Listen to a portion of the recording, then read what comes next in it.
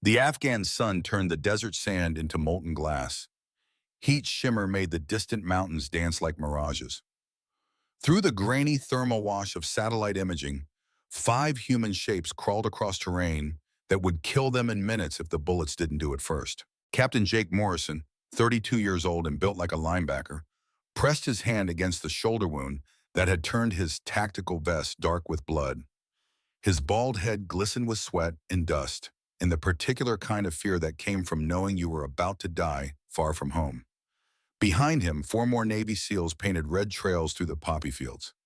Chief Petty Officer Marcus Webb, Petty Officer Carlos Mendez, Petty Officer David Tank Wilson, Petty Officer Alex Park, all of them bleeding, all of them running out of ammunition, all of them scanning empty sky for help that wasn't coming.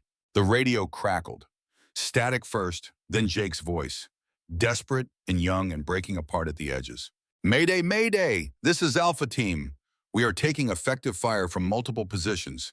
We need immediate air support. We cannot hold this position much longer. 7,000 miles away in the climate-controlled silence of Command Center Alpha at Nellis Air Force Base, Nevada, that transmission hung in recycled air like a death sentence. Colonel Richard Pierce stood before wall-mounted screens showing satellite feeds, thermal imaging, tactical overlays.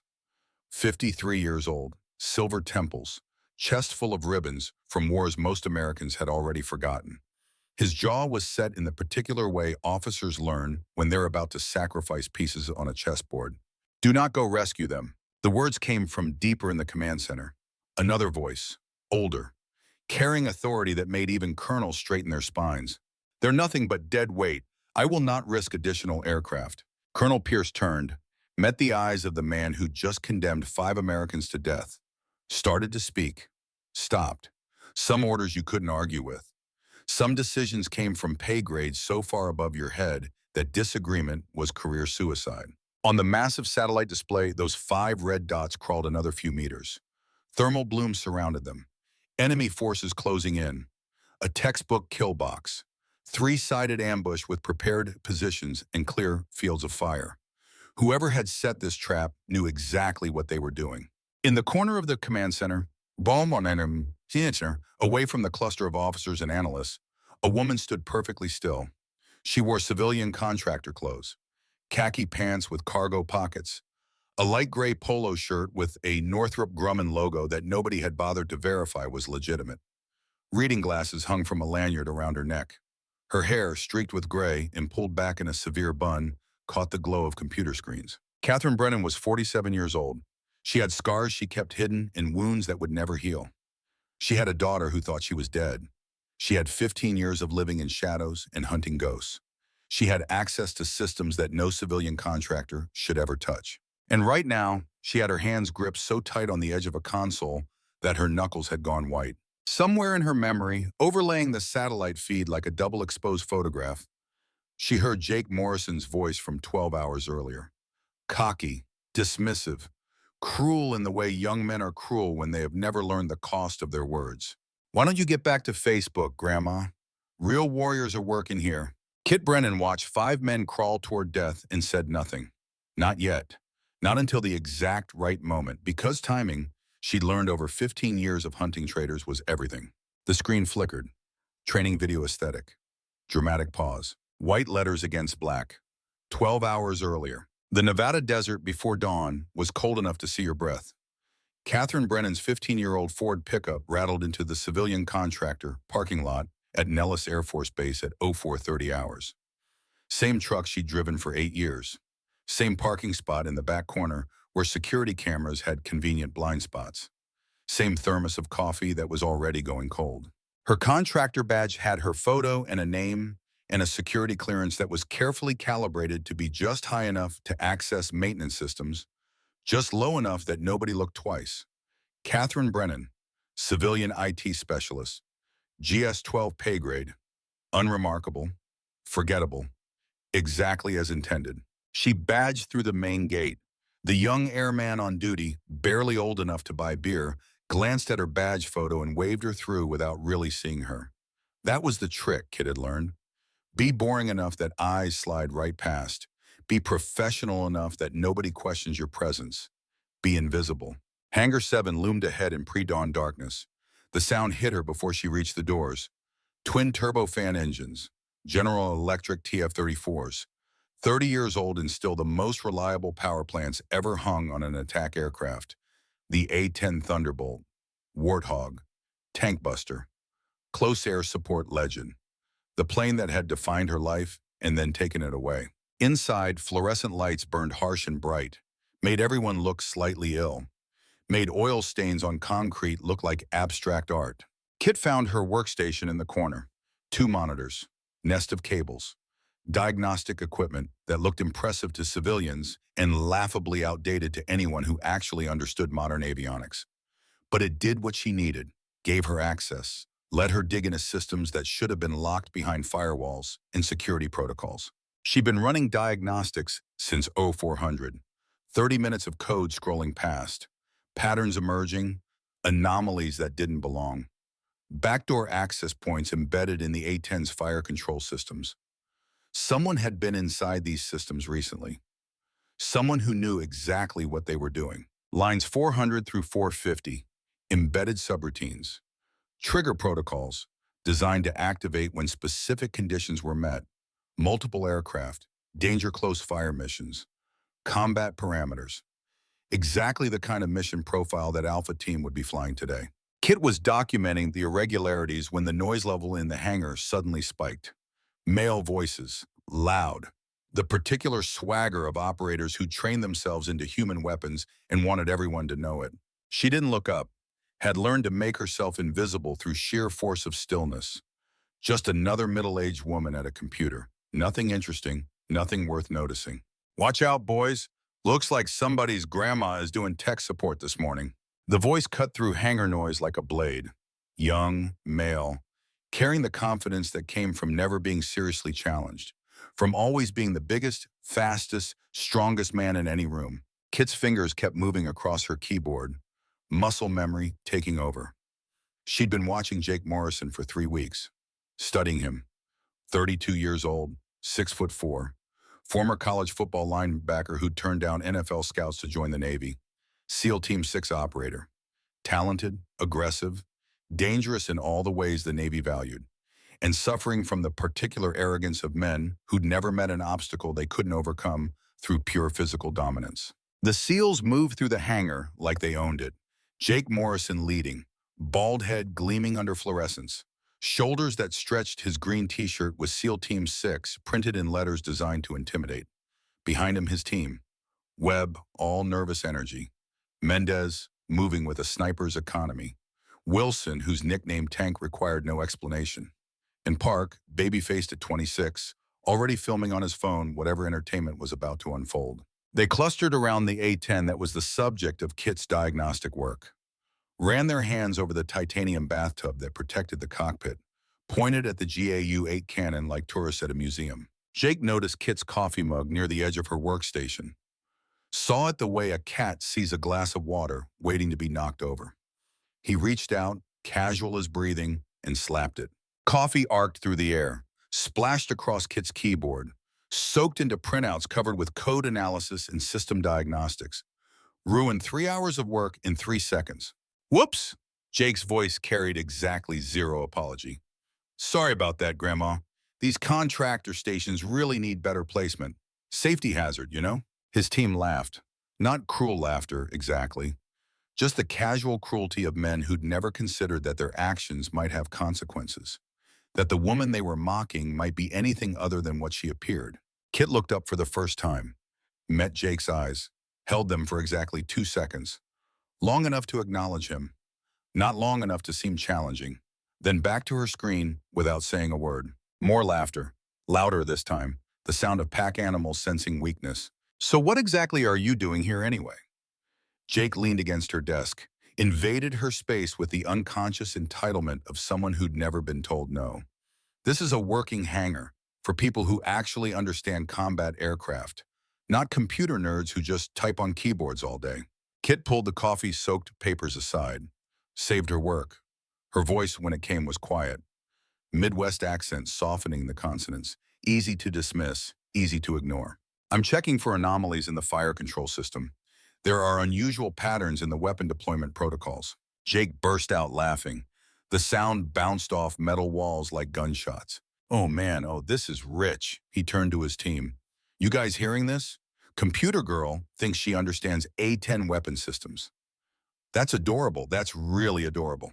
Webb slapped his knee. Mendez shook his head with patient amusement. Wilson cracked his knuckles. Park kept filming, already mentally composing the social media post. Lady, Jake said, and the word carried more dismissal than any insult. I've called in more air support missions than you've probably seen in movies.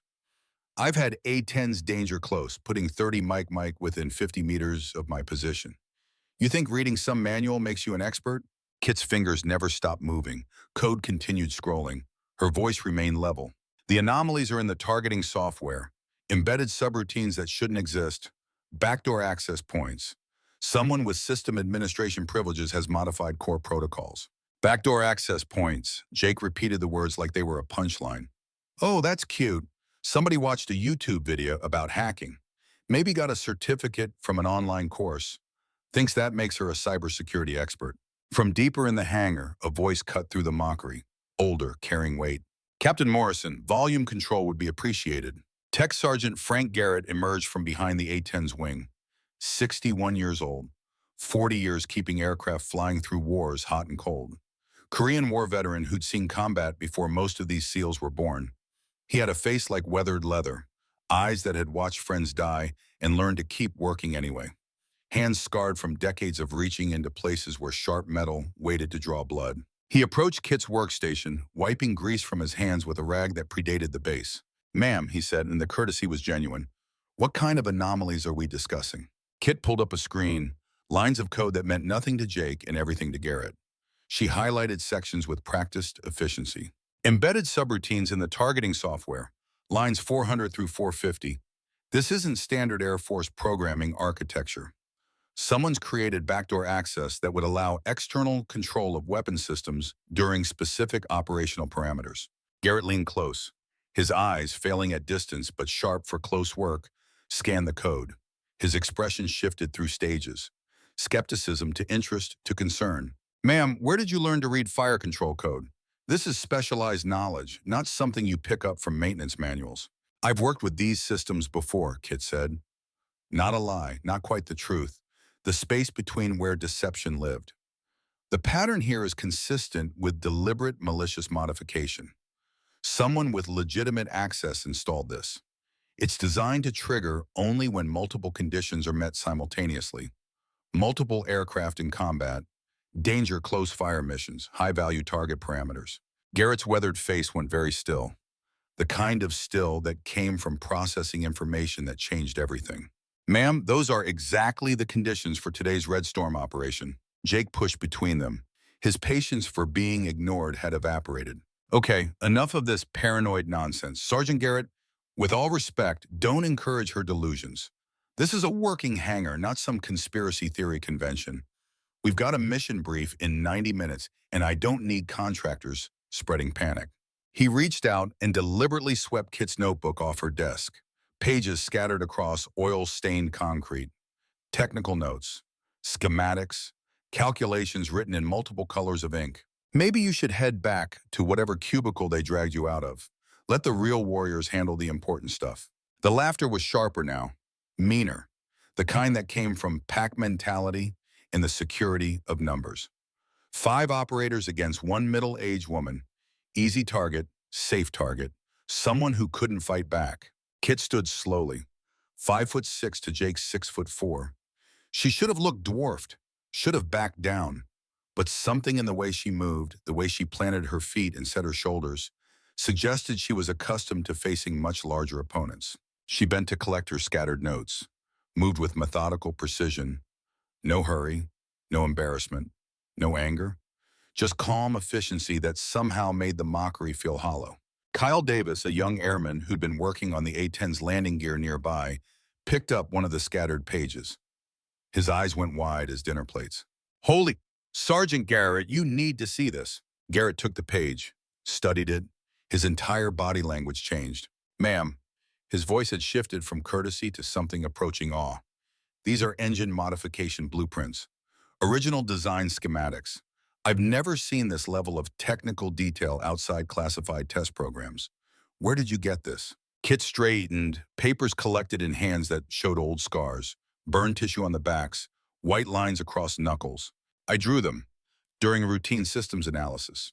The current fuel delivery system has three critical inefficiencies that reduce combat effectiveness by approximately 12%. Jake's cocky smile faltered at the edges.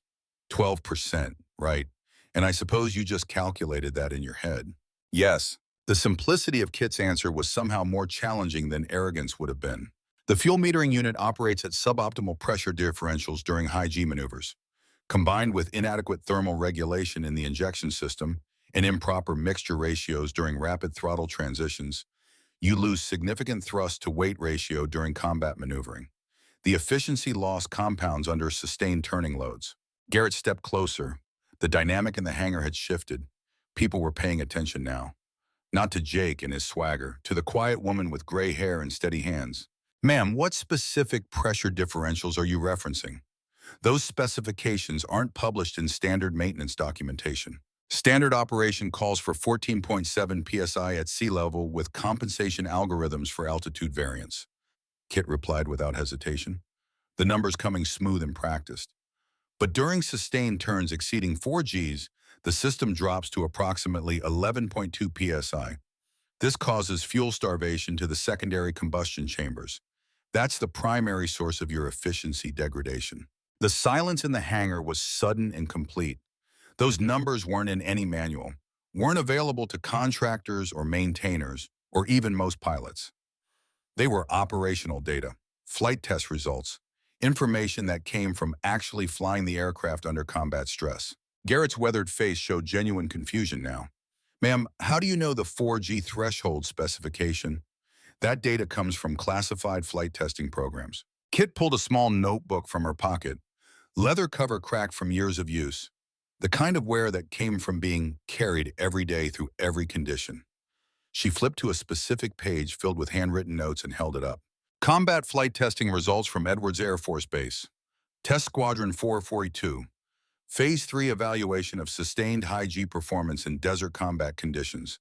Conducted between March and September 2001. Garrett stared at the page, at the date, at the technical precision of the notes. His face went pale. Phase 3 testing was classified at the time. Those results weren't distributed outside Flight Test Command. They're still not available to General Air Force personnel. I know, Kit said simply. 2 words that changed everything. Jake's confidence was cracking now. This wasn't going according to script. He'd expected to humiliate some computer nerd who was out of her depth, not engage in technical discussion with someone who apparently had access to classified programs from 2 decades ago. Listen, he started, but Garrett held up a hand, the gesture carrying authority that even SEALs recognized. This was Garrett's hangar, his domain, and something important was happening here. Garrett walked to his office, small space carved out of the hangar's corner with glass walls and metal filing cabinets. He opened a drawer, pulled out a picture frame, walked back holding it like it weighed 1,000 pounds. Ma'am, his voice was quiet now, would you look at this photograph and tell me what you see? He held up the frame. Inside, a squadron photo from 2001, 15 people in flight suits standing in front of an A-10, blue sky and desert mountains behind them. Test Squadron 442, Edwards Air Force Base. The words stenciled on the fuselage visible in the background. Kit looked at the photo. Something flickered in her green eyes. Recognition, memory, pain. That's the 432nd Test Squadron, and she said, some of the best pilots I ever had the privilege of working with. Garrett's finger moved to a specific person in the photo. Third from the left, young woman, 24 years old. Captain's bars on her flight suit, light brown hair, green eyes, standing with a particular confidence of someone who just successfully completed the most dangerous testing program in military aviation. That's Captain Katherine Brennan, Garrett said. Best A-10 pilot I ever maintained aircraft for. Flew 127 test missions, including the entire Phase 3 program. She disappeared during a classified operation in 2002, presumed killed in action. This photo is all we have left of her. The hangar had gone completely silent. Every mechanic, every airman, every operator watching this moment unfold. Garrett held the photo next to Kit's face, side by side. Young woman in flight suit versus middle-aged contractor in civilian clothes. But the bone structure was identical. The green eyes were the same. The small freckles across the bridge of the nose matched perfectly. Ma'am, Garrett's voice was shaking now. Who are you? Kit looked at the photo for a long moment. At her younger self. At the person she used to be before everything burned away. At the life she'd given up. That was a long time ago, Sergeant. That woman died in Afghanistan. You should let her rest. But Jake wasn't willing to let it go. Wait. You're claiming to be some dead test pilot? Lady, I don't know what kind of stolen valor nonsense you're trying to pull, but stolen valor, Kit repeated quietly, the words hanging between them like a challenge. That's an interesting accusation, Captain Morrison. Tell me, how many combat flight hours do you have in the A-10 Thunderbolt? Jake's face flushed. I'm a ground operator. I call in air support. I don't fly the missions. Of course, Kit nodded. So your expertise comes from watching air support work, from the ground, through the chaos of combat, which gives you a valuable perspective, but not the same perspective as actually flying the missions, actually making the split-second decisions about where ordnance goes, actually being responsible for ensuring friendly forces don't get hit by your own weapons. She turned to include his whole team, Webb, Mendez, Wilson, Park, all of them watching now with less mockery and more uncertainty. You want to talk about real warriors? About who understands air support? Let me tell you about danger close missions. About putting 30mm cannon fire 50 meters from friendly positions. About the math you have to do in your head while pulling Gs and taking ground fire. About the absolute certainty you need that your weapon systems are functioning correctly because 1 degree of error means you kill Americans instead of the enemy. Her voice had taken on an edge now, not anger, something colder, more controlled.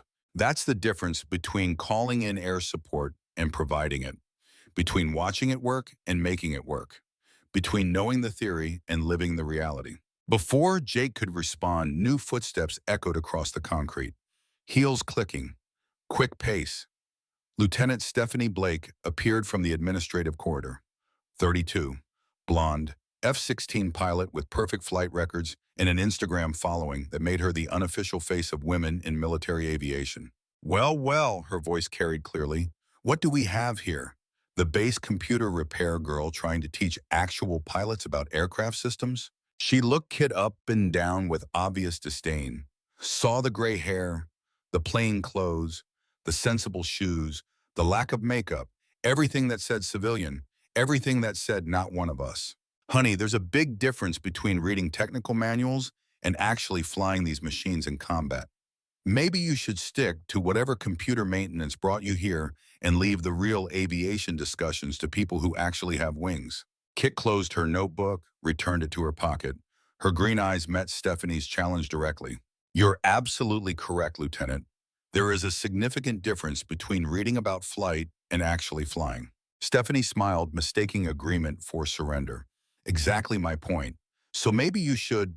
Speaking of flight experience, Kit continued, voice still quiet, how many combat hours do you have in the A-10 Thunderbolt? Stephanie's smile wavered. I fly F-16s. Different aircraft entirely, different mission set. I see. In your experience with close air support missions, ground attack patterns, combat search and rescue operations, danger close fire coordination, F-16s handle air superiority primarily. We don't typically run KAS missions. Stephanie's confidence was leaking away. That's why we have dedicated platforms like the A-10. Of course, Kit nodded. So when you mentioned people who actually fly these machines, you were referring to A-10 pilots specifically, of which you are not one. The trap had closed, elegant, effective. Stephanie had positioned herself as the voice of aviation expertise.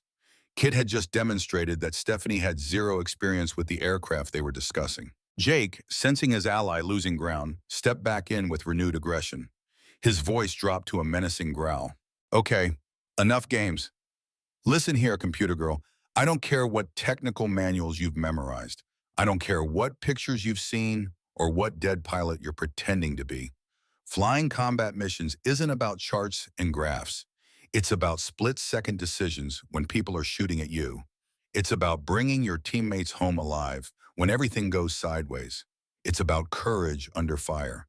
something you'll never understand from behind a computer screen.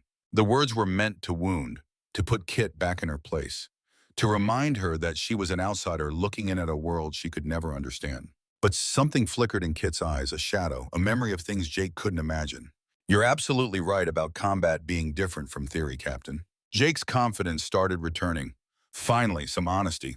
The question is, Kit continued, and now her voice carried steel beneath the quiet, how much experience do you have with actual close air support coordination? Have you ever talked a pilot through a danger close fire mission? Ever had to calculate blast radius versus friendly position in real time? Ever made the call on which grid coordinates get service first when seconds matter and people are dying? Jake's swagger faltered. SEALs are trained to handle our own tactical situations. We're self-sufficient. We don't— I understand, Kit interrupted gently. So your combat experience is primarily ground operations, direct action, reconnaissance, all incredibly dangerous work requiring exceptional skill and training. She let that acknowledgement hang for a moment, but not close air support coordination from the pilot's perspective. Garrett had been watching this entire exchange with growing fascination. Now he stepped forward, his voice careful. Ma'am, are you saying you have experience coordinating close air support from the cockpit? Before Kit could answer, her phone buzzed. Once, twice, 3 times in rapid succession. The pattern that meant emergency, the pattern she'd been dreading. She pulled out her phone, looked at the screen. Her face, which had remained composed through all the mockery and confrontation, suddenly went pale.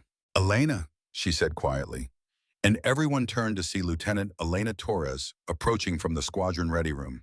38, F-16 pilot, one of the few women who'd made it through the fighter pipeline with her career intact. Elena's face was tight, worried. Kit, we have a situation, I just got word. Operation Red Storm has been moved up. Alpha team deploys in 30 minutes. The hangar suddenly felt colder, despite the Nevada heat bleeding through the walls. Kit looked at Jake, at his team, at 5 men who'd spent the last 20 minutes mocking her, who were about to walk into a death trap because someone had compromised their air support. Her phone buzzed again. She looked at the screen, a text message with an attachment, a photo. She stared at that photo for a long moment. Her hands started shaking, just slightly, just enough to notice if you were watching carefully. And Garrett was watching very carefully. Kit's voice, when she spoke, was barely above a whisper. I need to make a call. Excuse me? She walked toward the hangar exit, moved with the careful control of someone holding themselves together through sheer will. Elena followed, concerned. Once outside in the harsh morning sun, Kit pulled up the photo on her phone again, looked at it with the expression of someone seeing a ghost. The photo showed a young woman in Army combat uniform, medical corps patch on her shoulder, 24 years old. Same green eyes Kit saw in the mirror every morning, same freckles, same bone structure, standing in front of a field hospital in Iraq. The text message above the photo read, Mom, if you're really alive, I'm being deployed to high-risk area tomorrow. I need to know before I go. Please, Sarah. Kit's hands were shaking for real now. She slumped against the hangar wall, let the phone drop to her side. Elena caught her. Kit, what is it? What's wrong? But Kit couldn't speak, could only stare at nothing while her carefully constructed walls crumbled. Could only think about a 9-year-old girl she'd said goodbye to 15 years ago, a girl who'd grown into a woman who'd followed her mother into military service without knowing her mother was still alive. Elena gently took the phone, looked at the photo, at the message. Understanding dawned in her eyes. Oh God, Kit, that's your daughter. Inside the hangar, Jake and his team were gearing up for deployment, checking weapons, running through final mission briefs, confident, aggressive, completely unaware that their air support had been sabotaged, completely unaware that the quiet woman they'd mocked was the only person who could save them. And that woman was outside, crying for the first time in 15 years, holding a phone with a photo of the daughter she'd abandoned to save. Elena stood beside her, gave her space but stayed close, the way you do when someone is breaking apart and needs to know they're not alone. How long has it been? Elena asked quietly. Kit's voice was raw. 15 years. She was 9 years old. I told her I was going on one last mission. I promised I'd come back. But you couldn't. I could have. Kit looked at Elena with eyes full of old pain. I survived the crash. I survived the burns. I survived crawling through 6 miles of enemy territory with a broken leg and cracked ribs. But I couldn't survive going home, because going home would have made her a target, would have put her in the crosshairs of the same people I was hunting. Elena processed that. So you let her think you were dead. I let her think she had a hero mother who died in service. Better than knowing the truth. That I chose the mission over her, that I'm still choosing it. Kit's phone buzzed again. Another message from Sarah. Please, Mom, I don't have much time. Just tell me if you're alive. Kit stared at those words. Her thumb hovered over the screen. One text message. 5 words. I'm alive. I love you. That's all it would take. All it would take to give her daughter what she wanted for 15 years. And all it would take to get her daughter killed. I can't tell her, Kit whispered. If I tell her I'm alive, the people I'm hunting will know.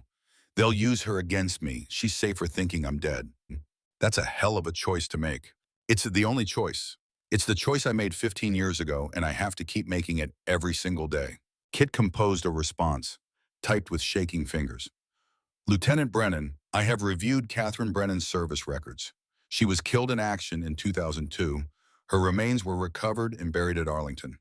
I'm sorry, stay safe on your deployment. She hit send before she could change her mind. Watch the message turn from blue to gray. Delivered. Read. No response came back. Kit deleted the entire conversation, wiped the evidence, became a ghost again.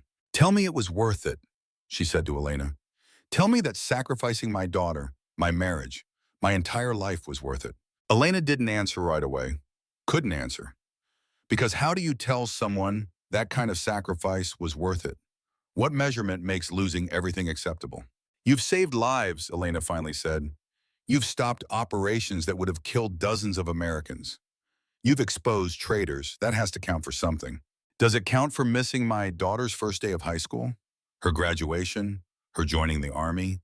Does it count for her growing up thinking her mother was dead when I was just too damaged to come home? Kit wasn't asking Elena. She was asking herself. The same question she'd asked every day for 15 years. The question that woke her up at 3 a.m. in cheap motel rooms and temporary apartments. The question that followed her through 7 different bases and 12 different identities. The question that had no good answer. A memory hit her then. Unwanted. Unavoidable. The way trauma worked. You could lock it away for years, but one trigger brought it flooding back. Afghanistan. 2009. The mission that ended Katherine Brennan and created Phantom. The memory came in pieces. Fragments. Like a film reel damaged by fire. Kit sitting at kitchen table. Sarah eating cereal, 9 years old, gap between her front teeth, wearing pajamas with cartoon characters. Mommy has to go away for a little while. How long? Maybe a few weeks. But Daddy will be here, and Grandma's coming to visit. Will you call me? Every day, I promise. Except she couldn't keep that promise. Couldn't keep any promises after what happened next. Flash forward. C-17 transport. Full combat load. Night insertion, high-value target. Intelligence said it was clean. Intelligence was wrong. Her A-10 providing cover as extraction. Helo touchdown. 6 operators scrambling aboard. Mission success. Routine extraction. Except the helo exploded 30 seconds after liftoff. RPG from position that shouldn't have existed. Someone had sold the mission details. Someone had put Americans in a prepared kill box. Kit's A-10 trying to suppress enemy fire. Taking hits. Multiple systems failing. She could have punched out, could have ejected over friendly territory, should have ejected.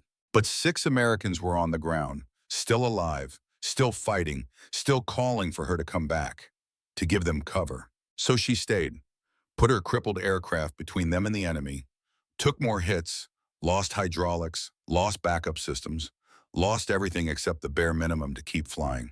Got 5 of the 6 out. The 6th, Sergeant Michael Chen, died in her arms when she finally crashed. Died telling her it wasn't her fault. Died thanking her for trying. She crawled away from the burning wreckage, left pieces of herself in that fire. Skin, blood. The woman who'd promised her daughter she'd come home. CIA found her 3 days later. More dead than alive. Offered her a choice that wasn't really a choice. You go home. We cannot protect your family. The people who sold this operation will target them. Or you stay dead. We give you new identity. You hunt the traitors. Your family stays safe, but they never know you survived. Kit looking at her reflection in the hospital mirror. Burns covering 40% of her body. Face barely recognizable. Body broken in a dozen places. How long? Until we find them all. Could be years. And my daughter? Grows up thinking you're a hero. Hero mothers don't come home, but they were remembered, honored. That's not nothing. Kit had made the choice, had chosen duty over family, mission over motherhood. And every day since, she'd questioned whether she'd made the right call, whether protecting Sarah from a distance was better than raising her up close, whether being a ghost mother was better than being no mother at all. The memory faded. Kit came back to herself, standing outside Hangar 7, sun climbing higher, heat building, daughter she'd abandoned texting from Iraq, seals she needed to save gearing up inside. No good choices, just hard ones. Elena was watching her carefully. Kit, you need to focus. Alpha Team deploys in 20 minutes. If you're right about the weapon system compromise, I'm right. Then we need to stop the mission. Brief command. Get Colonel Pierce to delay until... Pierce won't delay. Someone higher up authorized this operation. Someone who knows it's compromised. Kit straightened, pushed the pain down, compartmentalized. The skills she'd learned in 15 years of living multiple lives. Be Katherine Brennan, civilian contractor, when she needed to hide. Be Phantom, legendary pilot, when she needed to act. Right now she needed to act. Come with me. They walked back into the hangar. Jake's team was in full kit now. Body armor, weapons, load-bearing vests, looking like the professional killers they'd been trained to be. Kit walked straight up to Jake, looked up at him with eyes that had stopped showing emotion. Captain Morrison, I need you to listen very carefully. Your mission has been compromised. The weapon systems on your air support aircraft have been sabotaged. When you call for danger close fire, the weapons will fail. You'll be exposed with no effective support. Jake stared at her like she'd grown a second head.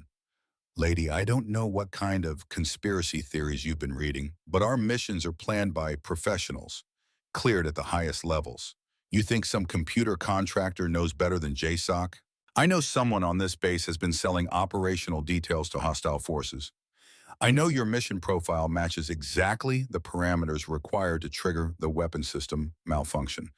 And I know that if you deploy right now, you and your team will die. Webb stepping forward, older, more experienced than Jake, less quick to dismiss. Ma'am, that's a serious accusation. What evidence do you have? Kit pulled up her tablet, showed them the code, the embedded backdoors, the trigger conditions. Webb studied it, didn't understand all of it, but understood enough. This could be legitimate system architecture, error correction protocols, redundancy systems. It's not. Kit's voice was flat, final. I've been investigating security compromises across 7 military installations for 15 years. I've seen this pattern before. Someone with inside access is setting you up.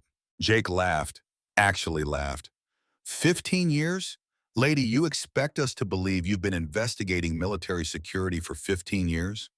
You're a contractor who probably got hired last month. Captain Morrison, my name is Katherine Brennan. I was an A-10 pilot with the 452nd Test Squadron. I flew 127 test missions, including the entire Phase 3 combat evaluation. In 2009, I was declared killed in action after my aircraft was shot down during a compromised extraction operation. I survived. I've spent the last 15 years working counterintelligence to find the people who killed my squadron mates. The words hung in the hangar air. Impossible. Insane. Except Garrett was nodding. Except Elena wasn't contradicting. Except the pieces fit if you were willing to see them. Jake shook his head. This is crazy. Even if you are who you say you are, we have orders. We deploy in... He checked his watch. 12 minutes. Mission is happening, whether you like it or not. Then you'll die. We'll take that risk. Kit's jaw tightened. You'll take that risk. Your team doesn't get a choice because you're too arrogant to listen. Before Jake could respond, new footsteps echoed across the hangar. Heavier, slower, the measured pace of someone who didn't need to hurry because people waited for them. Colonel Marcus Cross emerged from the administrative corridor, 68 years old, silver haircut, military precise, chest full of ribbons spanning 4 decades. Vietnam, Panama, Desert Storm, Afghanistan, a warrior's resume, a leader's bearing. The kind of officer who inspired absolute loyalty because he'd earned it in blood. He moved through the hangar like a battleship cutting through water. Slow, inevitable, unstoppable. Kit saw him, and something changed in her expression. Recognition, and something else. Something that looked like dread. Captain Morrison, Cross's voice carried effortlessly across the distance. Report. Jake snapped to attention, despite being Navy and Cross being Air Force. Some officers commanded that kind of respect across service boundaries. Sir, preparing for Operation Red Storm deployment. We're wheels up in 10 minutes. Cross nodded. Then his eyes found Kit, locked on her, held for a long moment. And who is this? Civilian contractor, sir. IT specialist. She's been... Jake hesitated, raising concerns about the mission. Concerns. Cross walked closer, each step deliberate, his eyes never leaving Kit's face. What kind of concerns? Kit met his gaze directly. No hesitation, no backing down. Weapon system compromise, Colonel. Evidence of deliberate sabotage designed to trigger during high-value target operations with danger-close air support. Cross studied her. Really studied her. The way you look at something that doesn't quite fit. A puzzle piece that's the right shape, but the wrong picture. Those are serious allegations. What evidence do you have? Kit pulled up her tablet again. Showed him the code analysis, the embedded backdoors, the trigger protocols. Cross leaned in, studied it with the attention of someone who actually understood system architecture, who'd been around long enough to see technology evolve from analog to digital. Interesting, he squared, finally. These could be artifacts from system upgrades. Legacy code that wasn't properly cleaned out during modernization. They're not artifacts. Kit's voice was steady, professional, giving no indication of the tension running underneath. They're active code, modified within the last 72 hours, designed to disable weapon systems when specific operational parameters are met. Cross straightened, looked at her with eyes that had seen too much and remembered all of it. And you determined this how as an IT contractor? By knowing what to look for, by having seen this exact pattern on 3 previous occasions across multiple installations. By understanding that someone on this base has access to classified mission profiles and is selling them to hostile forces. The hangar had gone silent. Everyone watching this confrontation between a retired contractor and a full colonel, between someone who officially didn't exist and someone whose authority was absolute. Cross's expression didn't change. That's a serious accusation, Miss Brennan, Katherine Brennan. Something flickered in Cross's eyes then. Brief, quickly suppressed. But Kit saw it. Recognition. He knew exactly who she was. Ms. Brennan, Cross said slowly, that name appears in our casualty records. Captain Katherine Brennan. Killed in action, Afghanistan, 2009. The records are incorrect.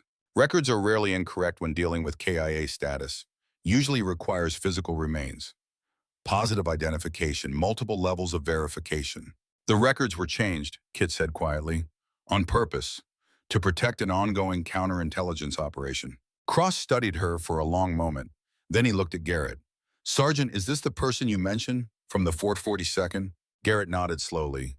Sir, I served with Captain Brennan for 3 years. That's her. I'd stake my career on it. Your career might be exactly what you're staking. Cross turned back to Kit. Even if you are who you claim, that doesn't give you authority to interfere with authorized military operations.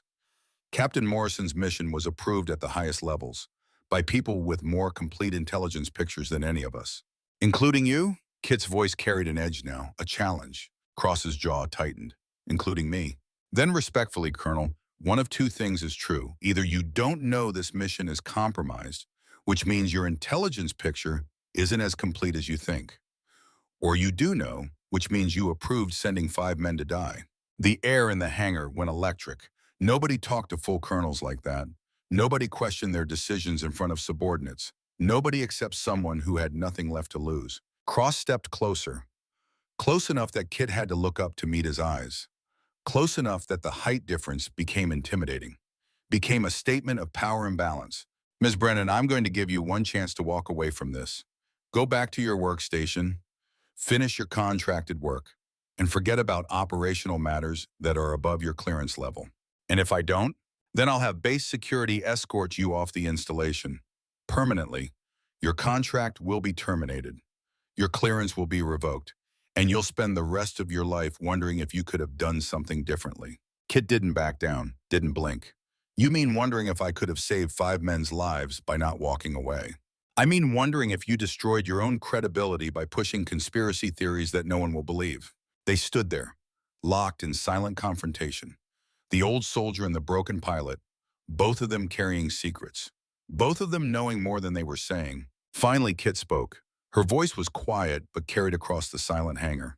Colonel Marcus Cross, 68 years old, Vietnam veteran, 2 tours, Bronze Star with Valor, Silver Star, Purple Heart, retired from active service 2012, came back as civilian advisor 2015, currently assigned to Special Operations Liaison. She paused. Let the details sink in. Let everyone hear how much she knew. You were also my commanding officer in 2009. You were the one who authorized the extraction mission that got my squadron mates killed. You were the one who found me in the wreckage. You were the one who offered me the choice between going home and hunting traitors. Cross's face had gone very still. Ms. Brennan, this is not the time or place. You were the one who promised my daughter would be safe if I stayed dead. Kit's voice was shaking now. Not with fear, with anger held in check for 15 years. You were the one who said we'd find everyone responsible, that we'd make sure no one else's family got the call that mine did. She stepped closer, right into his space, refusing to be intimidated. So tell me, Colonel, sir, did we find everyone? Or are some of them still here, still compromising missions, still getting Americans killed? The question hung between them like a sword. Cross's eyes had gone hard, cold. You need to stand down, Captain Brennan. That's an order. I'm not active duty. You can't order me to do anything. Then I'm asking you, as someone who's known you since you were a lieutenant, as someone who's been hunting these same traitors for just as long, stand down. Let the mission proceed. Trust that we know what we're doing. Kit studied his face, saw something there she didn't like, didn't trust. No, the single word was like a gunshot. Cross's expression hardened. Then you leave me no choice. He turned to the security team that had appeared at the hangar entrance. Escort Ms. Brennan off the installation. She's no longer authorized to be here. 2 Air Force security personnel moved forward, hands on sidearms, faces professionally neutral. Kit didn't resist, just looked at Jake and his team one last time. You're walking into a trap. Your air support will fail. And by the time you realize I was right, it'll be too late. Jake met her eyes. For the first time she saw doubt there. Uncertainty. Ma'am, take care of your men, Captain. That's all that matters. The security team took her arms, not roughly, just firmly, started walking her toward the exit. As they reached the door, the base alarm went off. 3 long blasts, 2 short. Operation Red Storm was active. Alpha Team was deploying. And Katherine Brennan was being removed from the only place she could help. She looked back one last time, saw Cross watching her, saw something in his eyes that she finally understood. Not concern, not regret, satisfaction. He'd wanted her out of the way, had orchestrated this entire confrontation to get her removed before she could interfere, which meant Cross wasn't just aware of the compromise. He was part of it. The realization hit her like a punch to the gut. Her mentor, the man who'd saved her life, the man she'd trusted for 15 years, he was the traitor. The hangar doors closed behind her. She was outside again, in the Nevada sun, being walked toward the gate by security. Her phone buzzed. One more message from Sarah. Deploying in 30 minutes. I'll be okay, Mom, wherever you are. I love you. Kit closed her eyes, felt everything crashing down. Her daughter deploying to danger. 5 SEALs walking into a trap. Her mentor revealed as the enemy. 15 years of sacrifice about to mean nothing. But Katherine Brennan hadn't survived a plane crash, 3rd-degree burns, and 15 years in the shadows by giving up when things looked impossible. She'd survived by being willing to do whatever it took, and she was about to do it again. The security team walked Katherine Brennan through the main gate of Nellis Air Force Base at exactly 0847 hours. Standard protocol for removing unauthorized personnel. Professional, efficient, final. The younger guard, Airman First Class Tommy Chen, looked uncomfortable. Ma'am, I need to collect your badge and any base materials you're carrying. Kit handed over her contractor badge without argument, pulled her laptop from her bag, set it on the security desk, emptied her pockets. Phone, notebook, pens, everything that identified her as having any connection to the United States Air Force. Am I free to go? Yes, ma'am, but you're flagged in the system. Any attempt to return to this installation will result in arrest for trespassing on a federal facility. Kit nodded, turned toward the parking lot where her ancient pickup truck waited. started walking with the measured pace of someone who'd accepted defeat. The security team watched her go, satisfied, problem solved, crazy contractor removed from operational area, mission proceeding as planned. They didn't notice when Kit reached her truck but didn't get in. Didn't notice when she pulled a second phone from a hidden pocket in her jacket. Didn't notice when she made a call to a number that didn't officially exist. The phone rang twice. A woman's voice answered. Professional, alert, the voice of someone who was always on duty. Verification code. Go 77 Alpha. Authorization phantom. A pause. Computer keys clicking. Database searches happening at speeds classified above top secret.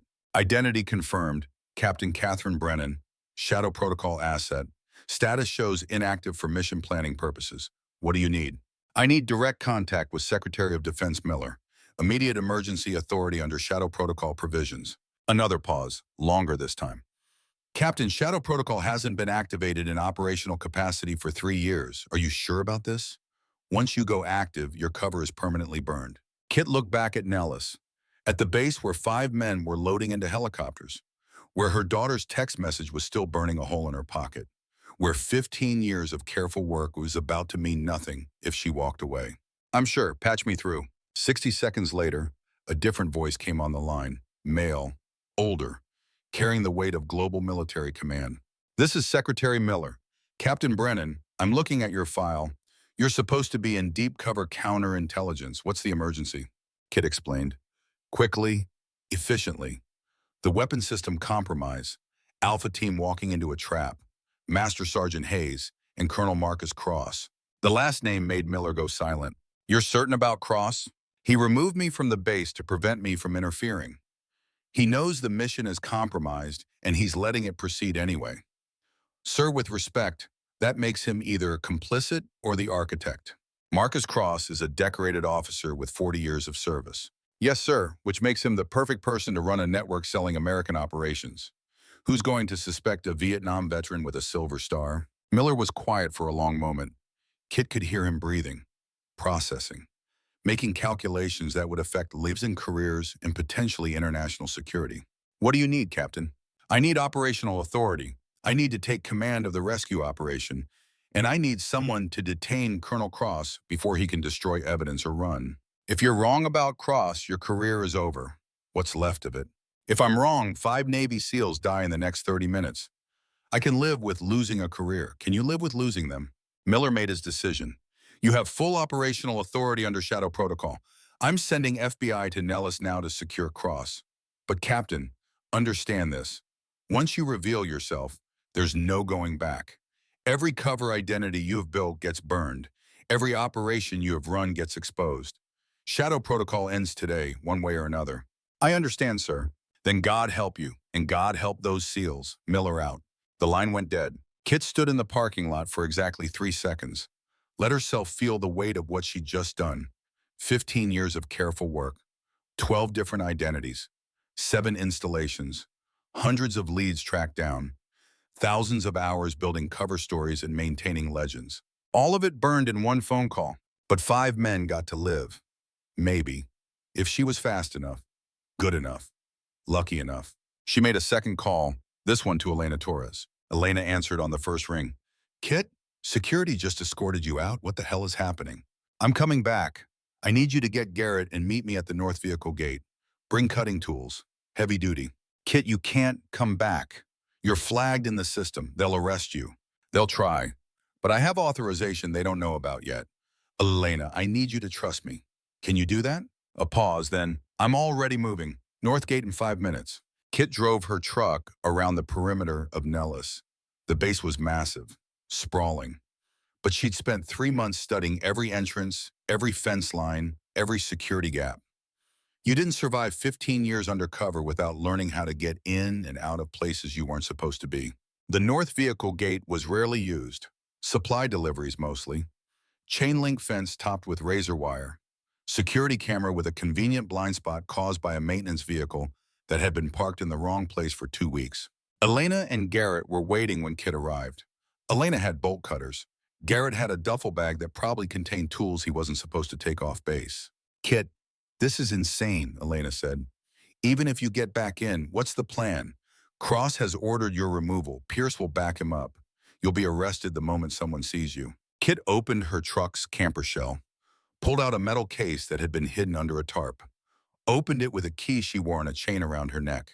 Inside, a military uniform, Air Force combat uniform with captain's bars, name tape that read Brennan, and a leather flight jacket with patches from squadrons that officially didn't exist anymore.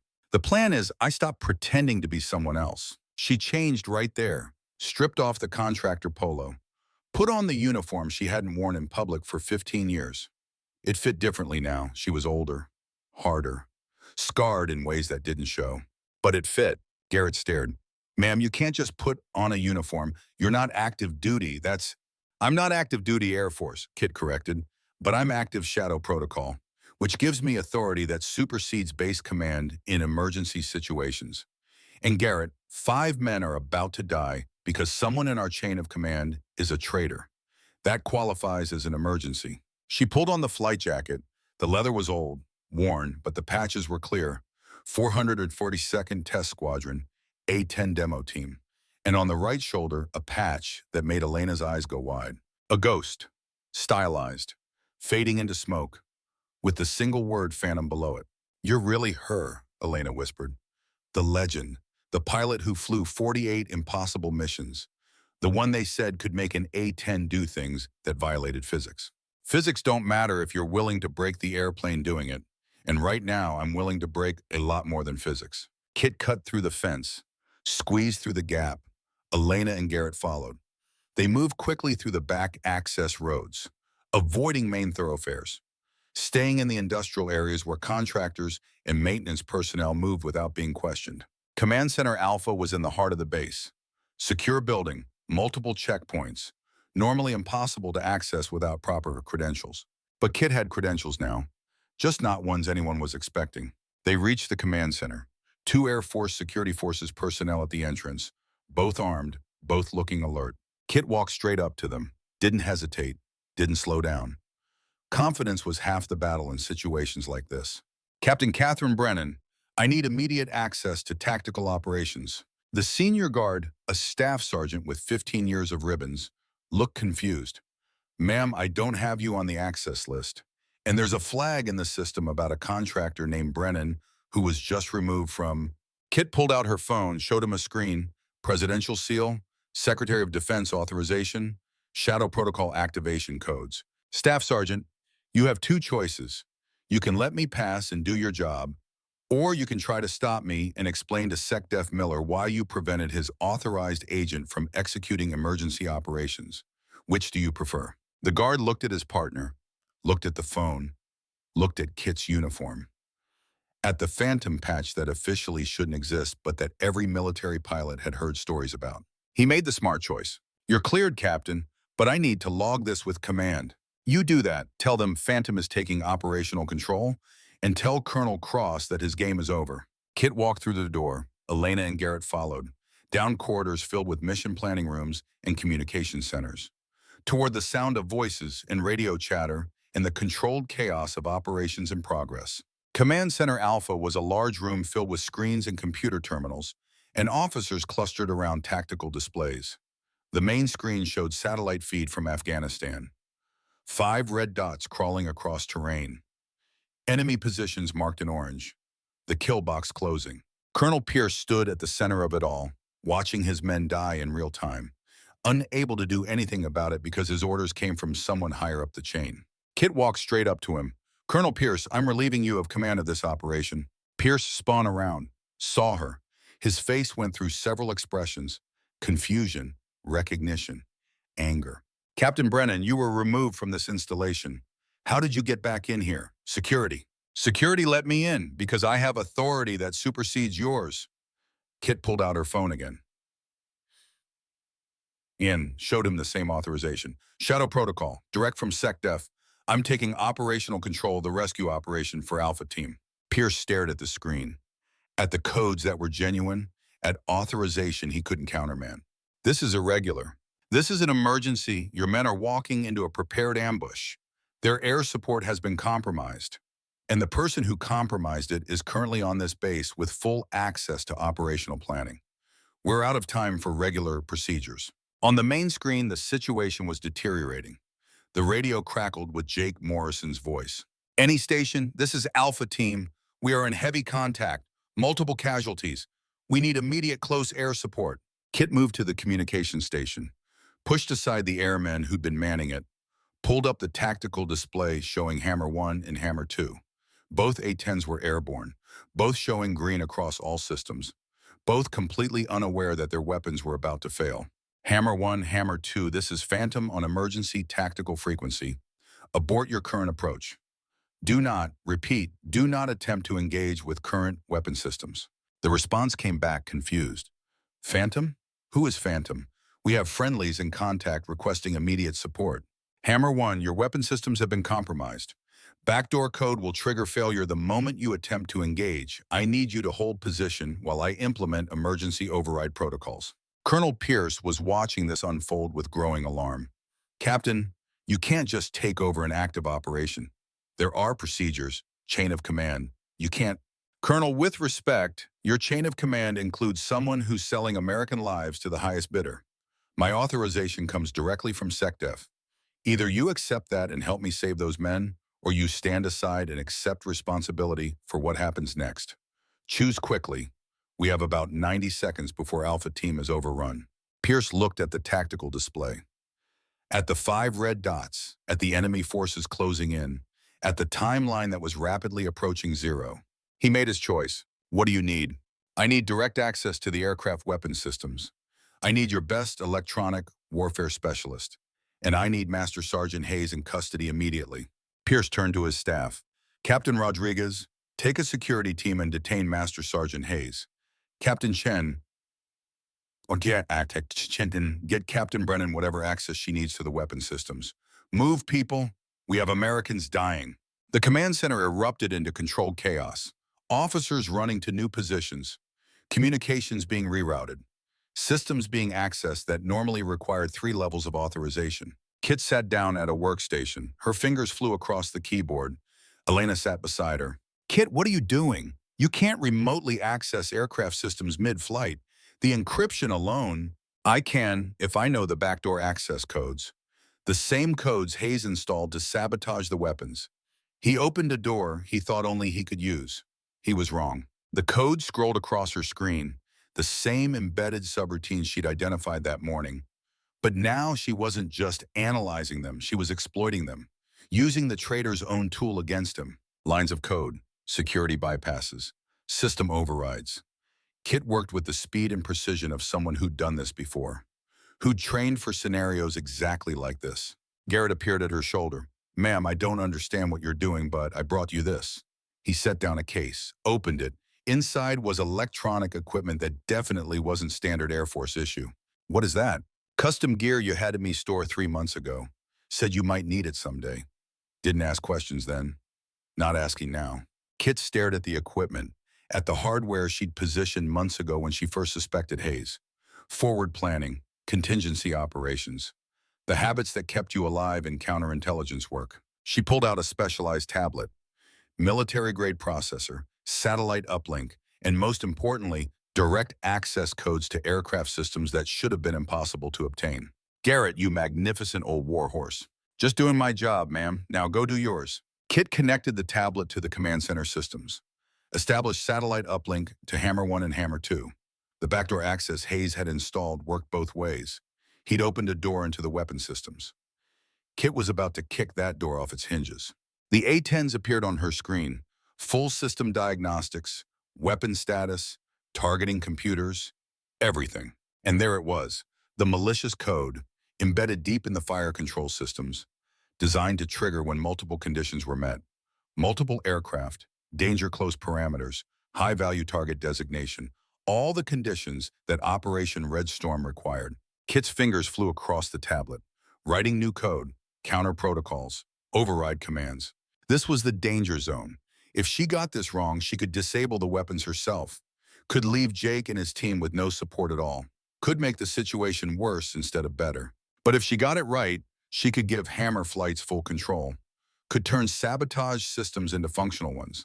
No pressure, just 5 lives hanging in the balance. Just 15 years of work coming down to this moment. Just her daughter somewhere in Iraq, deploying to her own danger, thinking her mother was dead. Kit pushed all of that away, focused. The code was everything. The code was all that mattered. She found the trigger mechanism, isolated it, began dismantling it line by line. On the main screen, Alpha Team was down to final defensive positions. Jake Morrison's voice came through the radio, strained, desperate, young. Any station, we are black on ammunition. I have 2 urgent casualties. We cannot hold this position. Where is our air support? Hammer 1 to Alpha Team. We are in position but unable to engage. Weapon systems are showing malfunctions across the board. We're trying to troubleshoot, but...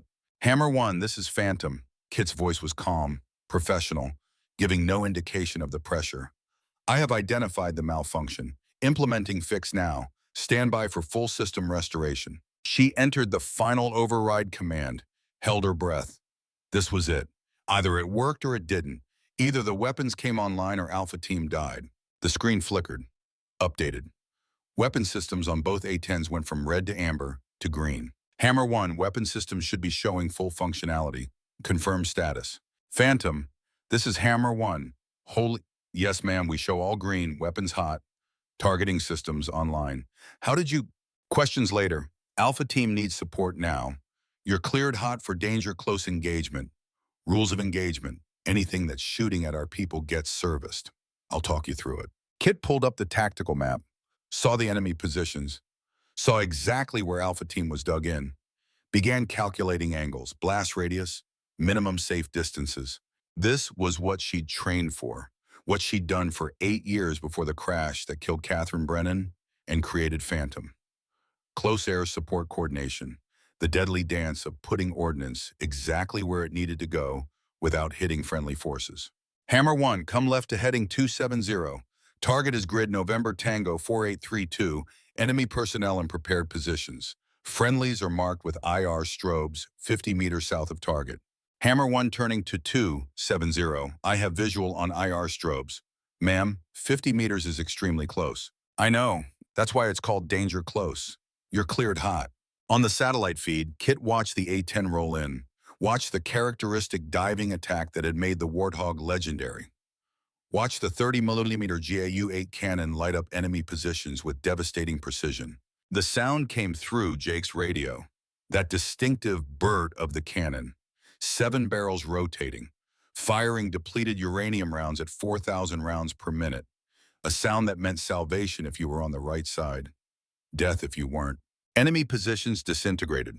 The carefully prepared ambush falling apart under precision fire. Hammer 2, same heading. Target grid November Tango 4835. Enemy forces attempting to flank from northeast. Hit them before they can reposition.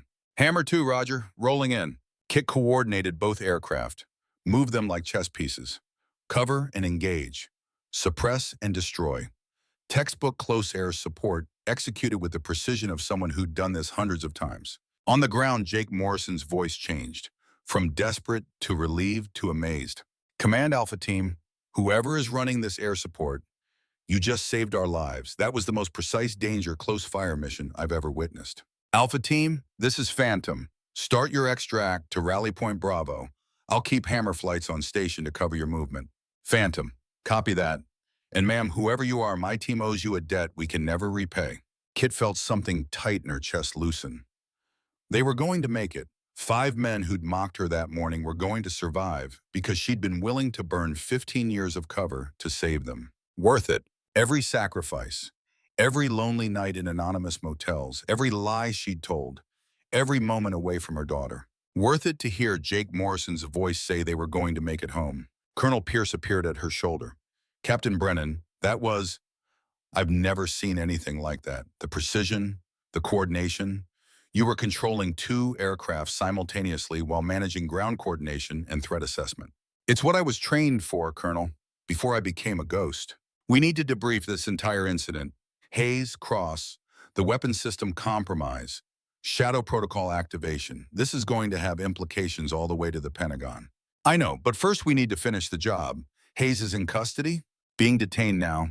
He tried to run, got as far as the vehicle gate before security stopped him. And Cross? Pierce's face darkened. That's the problem. Colonel Cross left the base approximately 10 minutes after you were escorted out. His vehicle cleared the main gate with proper authorization. No one thought to stop him because no one knew he was under investigation. Kit felt cold dread settle in her stomach. Where did he go? Unknown. He's not answering his phone. His vehicle's transponder has been disabled. And Captain, there's something else you should know. What? Cross accessed the secure communication system before he left. Sent multiple encrypted messages to destinations we're still trying to trace. Whatever network he's running, he just activated it. Kit stood up. The rescue operation was complete. Alpha Team was extracting. The immediate crisis was over. But the larger crisis was just beginning. Colonel, I need access to Cross's office, his files, his computer. Everything. If he's running a network, there'll be evidence. Something he couldn't destroy in time. FBI is already on the way. They'll want to conduct a proper investigation. FBI doesn't have clearance for what we're going to find. This is Shadow Protocol territory, which means I handle it. Pierce studied her, saw something in her expression that made him nod. I'll take you there myself, but Captain, understand, Marcus Cross is a decorated officer, a hero to a lot of people. If you're wrong about him, if there's another explanation for all this, then I'll face the consequences. But Colonel, we both know I'm not wrong. We've just been blind to it. They walked through the corridors of Nellis toward the administrative section where senior officers had their offices, where colonels and generals conducted the business of running a military installation. Cross's office was at the end of a long hallway, door closed, lights off, the temporary absence of someone who just stepped out for a meeting. Except Cross wasn't coming back. Pierce used his master key to open the door. Inside, the office was exactly what you'd expect. Neat, professional, walls covered with commendations and photographs. A career spanning 40 years displayed in frames and ribbons. Kit moved to the desk, opened drawers, filed through papers, found nothing unusual, everything exactly as it should be. Too exactly. He cleaned up before he left, Elena said. She'd followed them from the command center. This office is too clean. No loose papers, no notes, no coffee cups. This is someone who sanitized their workspace before disappearing. Garrett appeared in the doorway. Ma'am, found something interesting. Security footage from the parking lot shows Cross loading boxes into his vehicle. 3 large file boxes. He didn't take them through the gate, transferred them to another vehicle about half a mile outside the perimeter. Someone was waiting for him, Kit said. Someone who knew he'd need to run, someone else in the network. She sat down at Cross's computer. Tried to log in, password protected, as expected. She could get IT to crack it, but that would take time they didn't have. Then she noticed something, a small leather notebook in the desk drawer, the kind officers carried for quick notes during meetings. She opened it. Pages of handwritten notes, dates, times, codes that looked like grid coordinates, and names, lots of names. Kit recognized some of them. Master Sergeant Hayes, Lieutenant Stephanie Blake, Captain Marcus Webb, the A-10 pilot who'd been emergency reassigned from F-16s last week. The network was bigger than just Hayes. Cross had people embedded throughout the base, multiple access points, multiple ways to gather and sell intelligence. Elena, I need you to look at something. Kit showed her the notebook. These names, do you recognize them? Elena scanned the list. Her face went pale. Kit, these are all people who've been reassigned to Nellis in the last 6 months. We've had unusual turnover lately, people coming in on emergency orders, short notice transfers. Cross was building his team, bringing in people who were compromised, people he controlled. But why? What's the end game? You don't build a network this elaborate just to sell a few mission details. Kit flipped through more pages, found something that made her blood run cold. A list of operations, not just at Nellis, multiple bases, multiple countries, operations spanning years. Operation Graveyard Shift, Operation Silent Thunder, Operation Crimson Dawn, that last one. Kit remembered it with painful clarity. Operation Crimson Dawn, Afghanistan, 2009. The mission where Captain Katherine Brennan officially died. She read the notation next to it, asset neutralized, network exposure prevented, sacrifice acceptable. Asset neutralized.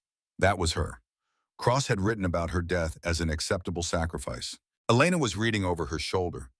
Kit, what does this mean? Cross knew about Crimson Dawn, but that was your mission, the one where you supposedly died. It was more than my mission, Kit said quietly. It was the mission that exposed the network. We got intelligence that someone was selling American operations. We set up Crimson Dawn as a trap, deliberately leaked the details to see who would bite. And someone did. Someone sold it to enemy forces. They were waiting for us. Shot down the extraction helo, killed 6 of my squadron mates. Would have killed me too if I hadn't crawled away from the wreckage. Kit looked at the notation again. Sacrifice acceptable. Cross wrote this, which means either he knew about the leak and did nothing, or he was the leak himself. But he was your commander. He's the one who found you, who offered you the choice to go undercover and hunt traitors. Why would he do that if he was the traitor? The pieces fell into place in Kit's mind. The horrible, elegant logic of it. Because I was getting too close. I'd identified Hayes and 2 other compromised personnel. I was building a case. Cross couldn't let that investigation continue. So he arranged Crimson Dawn, arranged for me to die, except I didn't die. So he recruited you, sent you hunting ghosts, kept you busy chasing small players while he ran the network from the top. Exactly. I've spent 15 years investigating compromised sergeants and junior officers, never looking at the colonels, never suspecting that my own handler was the architect. Elena sat down heavily. Oh God, Kit, all those operations you stopped, all those people you caught, how many of them were actually guilty versus how many were just convenient scapegoats? It was a question Kit couldn't answer, didn't want to answer, because if Cross had been playing her for 15 years, then everything she'd accomplished might be built on lies. The door opened. Garrett entered with another man, Air Force Office of Special Investigations, the military's version of FBI. Captain Brennan, I'm Special Agent Morrison. I've been briefed on the situation. We need you to come with us. You're a material witness in a federal investigation. I'm more than a witness. I'm the primary investigator. You're compromised. Your handler is the suspect. That makes anything you've done for the last 15 years potentially tainted. We need to sort this out properly. Kit stood, handed him the notebook. Everything you need is in there. Names, operations, evidence of a network selling American intelligence for at least 15 years, probably longer. Morrison flipping through it. His face grew more troubled with each page. Captain, if this is accurate, we're talking about one of the largest intelligence breaches in military history. I know. Which is why you need to move fast. Cross is in the wind. He's got resources, safe houses, false identities, and he's got 15 years of practice disappearing people who get too close. We'll find him. FBI is already issuing warrants. TSA is flagging his passport. We'll lock down every avenue of escape. You're not listening. Cross doesn't need passports. He's got intelligence networks across 3 continents. He could be out of the country in hours, could disappear completely, and we'd never find him. Morrison studied her. What are you suggesting? I'm suggesting you let me finish what I started. I know how Cross thinks. I know his patterns, his habits. I've been his asset for 15 years. Nobody knows him better. Absolutely not. You're too close to this, too emotionally invested, and frankly, too compromised. We do this by the book, or we risk losing any chance of prosecution. Kit wanted to argue, wanted to explain that the book wouldn't work with someone like Cross, that you needed to think like a ghost to catch a ghost. But she also knew Morrison was right. She was compromised. Everything she'd done for 15 years was suspect. Every case she'd built, every person she'd caught, all of it potentially manipulated by Cross to serve his own purposes. Her phone buzzed. Text message, unknown number. She looked at the screen, felt her blood turn to ice. The message showed a photo, Sarah Brennan in Iraq, standing next to a Humvee, weapon slung over her shoulder, looking every inch the soldier. Below the photo, a message. She looks just like you did at that age. Would be a shame if something happened to her deployment. Stand down, Katherine. This is your only warning. Kit's hands started shaking. Cross had just threatened her daughter, had just made it clear that Sarah was a target if Kit didn't back off. Elena saw her expression. Kit, what is it? Kit showed her the phone. Elena read the message. Her face went hard. That bastard, he's threatening Sarah? He's telling me the price of continuing this investigation. My daughter's life. You can't let him get away with this. I can't let him hurt my daughter. The terrible choice, the impossible decision.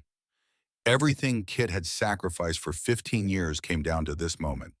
Continue hunting Cross and risk Sarah, or stand down and let him escape. Elena took the phone, showed it to Morrison. Special Agent, this is witness intimidation, threatening a deployed service member. You need to put protective detail on Lieutenant Brennan immediately. Morrison read the message. His jaw tightened. Captain Brennan will arrange protection for your daughter, but that also means you need to step back. Let us handle this. If Cross is willing to threaten family members, he's desperate. Desperate people are dangerous. Kit wanted to argue, wanted to fight, but she looked at Sarah's photo and knew she couldn't risk it. Couldn't risk that one chance in 1,000 that Cross would actually follow through. I'll cooperate with your investigation. I'll provide everything I know, but I want daily updates on my daughter's protection status. Done. Now I need you to come with me. We have a lot of questions and very little time. Kit followed Morrison out of Cross's office, followed him toward interrogation rooms and formal statements in the bureaucratic machinery of federal investigation. But as she walked, she memorized everything in that notebook. Every name, every operation, every clue to where Cross might run. Because Special Agent Morrison didn't understand.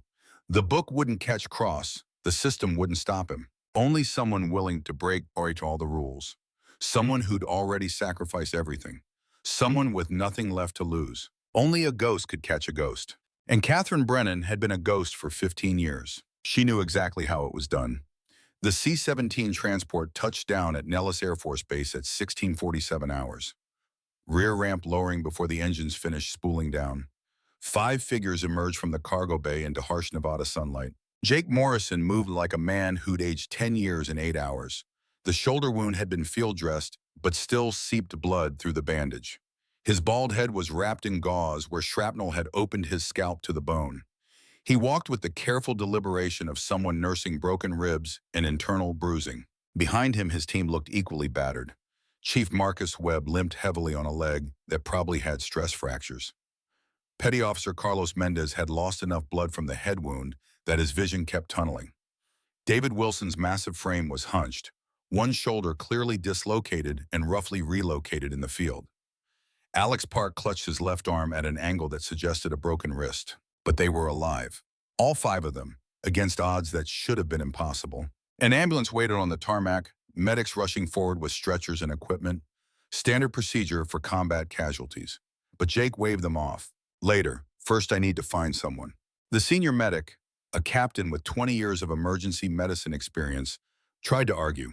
Sir, you have significant trauma. You need immediate evaluation. That shoulder wound alone could have severed the brachial artery. It didn't, and I'm not getting on a stretcher until I find the person who saved our lives. Jake scanned the assembled personnel.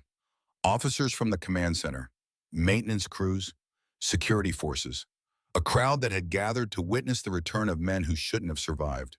But he didn't see the one face he was looking for. The woman with gray hair and green eyes, who'd coordinated the most precise air support he'd ever experienced. Who'd controlled 2 aircraft simultaneously while managing ground coordination and threat assessment. Who'd put 30mm cannon fire within 50 meters of friendly positions without a single error. Elena Torres appeared from the administrative building, still in flight suit, face tight with the particular exhaustion that came from high-stress operations. She saw Jake and his team, and something in her expression shifted from relief to concern. Captain Morrison, thank God you're all intact. Where is she? Jake's voice was hoarse from 8 hours of breathing dust and shouting over gunfire. Where's Captain Brennan? I need to thank her. My team needs to thank her. Elena glanced at the surrounding personnel, at the officers who were pretending not to listen, at the security forces who were definitely listening, at the situation that had become exponentially more complicated in the hours since Jake had deployed. Captain Morrison, perhaps we should discuss this somewhere more private. I don't need private. I need to find the woman who saved our lives, the one your base tried to kick out this morning, the one I mocked and dismissed and treated like garbage. Jake's voice was rising now. The adrenaline crash and the guilt and the sheer weight of being alive when he should be dead, all combining into something raw and painful. Where is she? Tech Sergeant Garrett emerged from Hangar 7, 61 years old and looking every day of it. He'd been awake for 18 hours straight, had watched Kit take control of the rescue operation, had seen her burn 15 years of cover to save 5 men who'd spent 20 minutes that morning making her feel worthless. She's with Federal Investigators, son, Office of Special Investigations. They've been questioning her for the last 6 hours. Jake stared at him. Questioning her? She saved our lives. She stopped a weapon system compromise. She exposed a traitor. Why the hell is she being questioned? Because the traitor was her commanding officer, Elena said quietly. Because everything she's done for the last 15 years is now suspect. Because that's how the system works when trust gets violated at high levels. Webb stepped forward. More experienced than Jake, better at reading situations. Let me understand this. Captain Brennan exposed a security breach, saved American lives, and now she's being investigated? Colonel Marcus Cross has been selling American operations for at least 15 years, Garrett explained. Probably longer. Captain Brennan was his asset, his investigator. Everything she found, every person she caught, all of it went through Cross first, which means he could have been manipulating her investigations the entire time. Using her to eliminate competition, Webb said, understanding dawning, pointing her at small players while he ran the network from the top. Exactly, and now federal investigators need to determine what she actually accomplished versus what Cross wanted her to accomplish. Need to figure out which of her cases were legitimate versus which were convenient scapegoats. Jake felt something cold settle in his stomach. The woman who'd saved them was being punished for it, was being questioned and doubted and having her entire career torn apart because she trusted the wrong person. That's not right. That's not how this should work. It's how it has to work, Elena said. Due process, chain of evidence, making sure justice is actually served instead of just looking like it's served. Where exactly is she being questioned? Building 319, OSI headquarters. But Captain Morrison, you can't just walk in there. They're conducting a federal investigation. You'd be interfering with... Jake was already walking. His team fell in behind him. 5 battered operators moving with the stubborn determination of men who'd decided something and wouldn't be dissuaded. Building 319 was on the eastern edge of the base. Nondescript, deliberately forgettable. The kind of place where serious business happened away from public scrutiny. Jake walked through the front entrance. The security guard at the desk started to object. Saw 5 blood-covered SEALs with expressions that suggested they weren't in the mood for bureaucratic delays. Wisely picked up his phone instead of his sidearm. Sir, we have a situation at the front desk. 30 seconds later, Special Agent Morrison appeared from the back offices. The same OSI investigator who'd taken Kit into custody hours earlier. He looked tired, frustrated, like someone trying to unravel a knot that just kept getting tighter. Captain Morrison, I understand you want to see Captain Brennan, but she's in the middle of a formal interview. We're trying to establish a timeline of her activities and is she under arrest? Morrison hesitated. Not at this time. She's cooperating voluntarily with our investigation. Then she can take a break from cooperating. Because my team and I need to make a statement about what happened this morning, about how we treated her, and about why she's the only reason we're standing here instead of being zipped into body bags. Morrison studied the 5 operators, saw the determination, saw something else too. Guilt. The kind of guilt that came from surviving when you knew you didn't deserve to. 5 minutes? That's all I can give you. He led them down a corridor, past interview rooms with closed doors, past offices where analysts worked through mountains of evidence, to a small conference room at the end of the hall.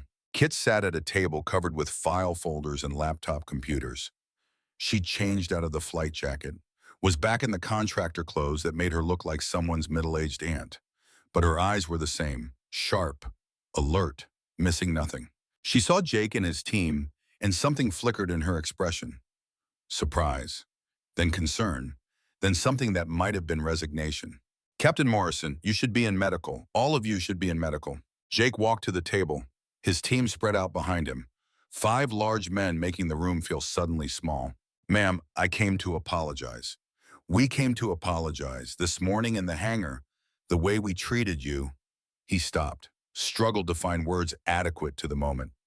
There's no excuse. We were arrogant. We were disrespectful. We judged you on appearance and gender and age without ever considering that you might actually know what you were talking about. Webb stepped forward. Ma'am, I'm 38 years old. I've worked with air support on 4 continents. I've seen good coordination and I've seen bad coordination. What you did today wasn't just good. It was transcendent. You controlled 2 aircraft simultaneously. You managed our ground movement. You calculated danger close fire missions in real time while we were taking contact.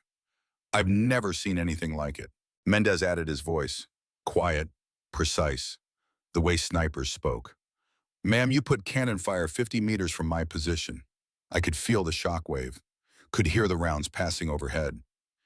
Any closer and we'd have been in the blast radius.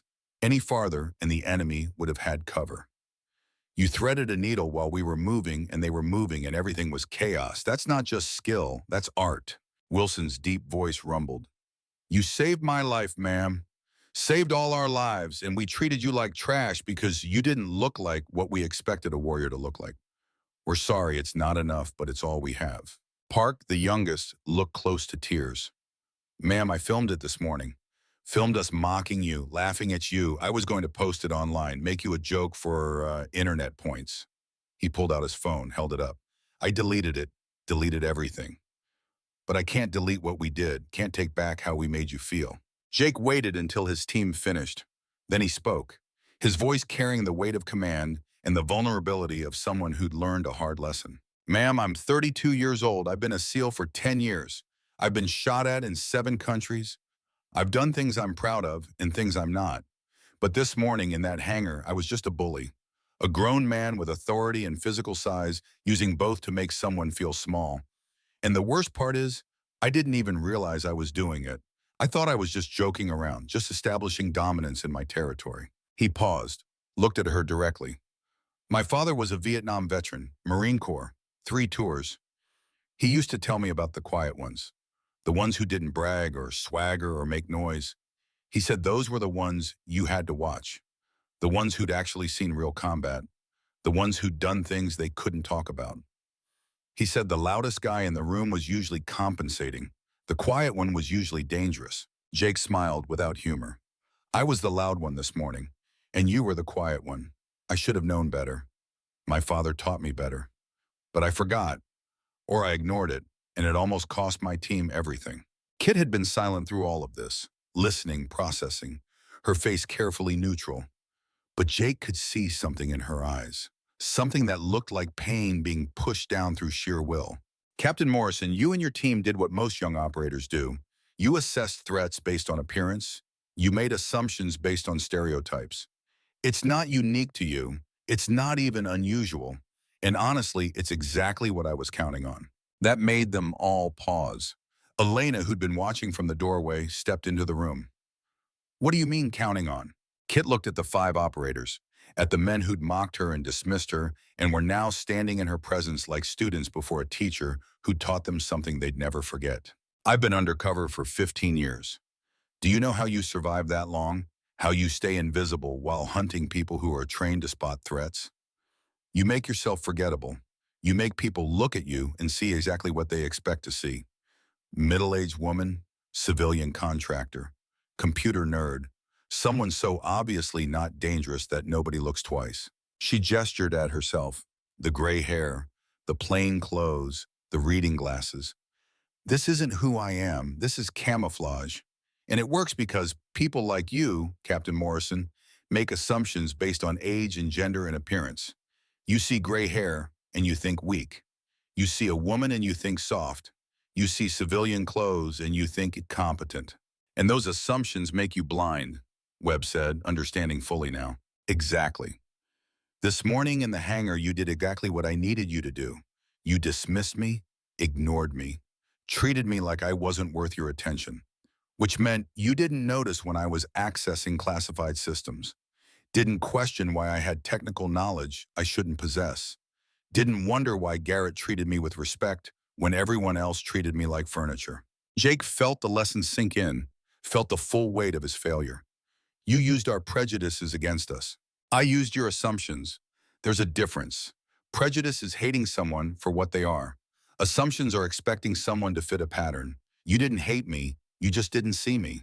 But ma'am, Park said, if you knew we'd dismiss you, why did you try to warn us? Why not just let us walk into the trap? For the first time, Kit's careful control slipped. Her voice dropped, became something raw and painful.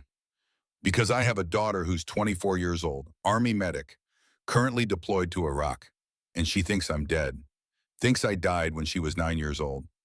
I haven't spoken to her in 15 years, haven't held her, haven't watched her grow up. Haven't been there for first dates or graduations or the day she enlisted. She looked at Jake directly. When I saw you this morning, you know what I saw?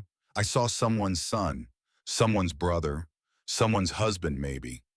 I saw a man who had people who loved him and needed him and would be destroyed if he died. And I couldn't let that happen. Couldn't let you walk into a trap because I was too proud or too hurt to keep trying. The room had gone completely silent.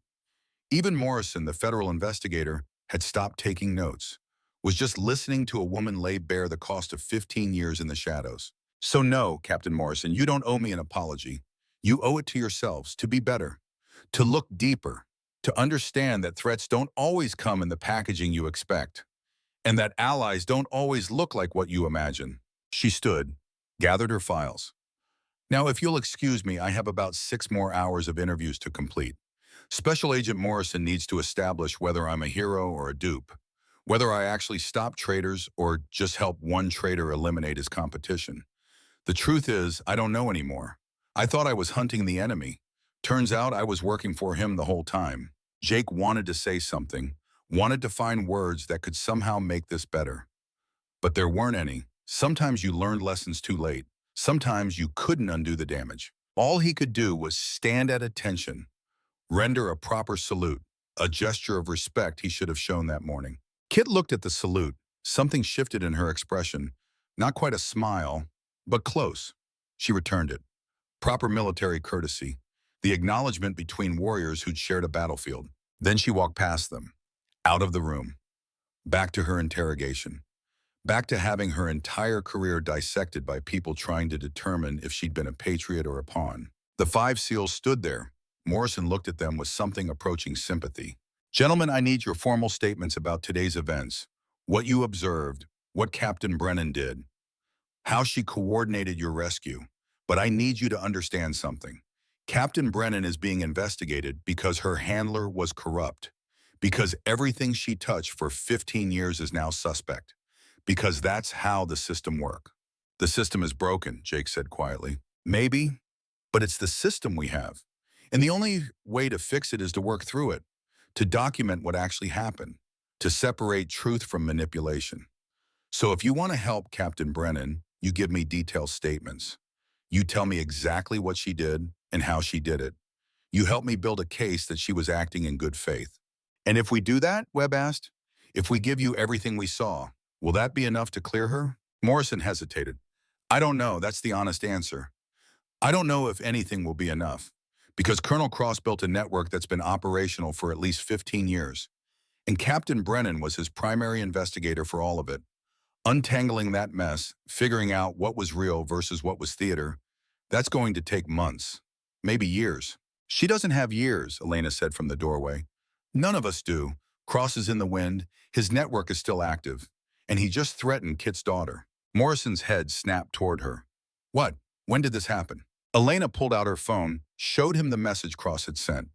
The photo of Sarah Brennan in Iraq. The threat that was explicit and undeniable. 3 hours ago, Cross sent this to Kit's phone. Direct threat to a deployed service member.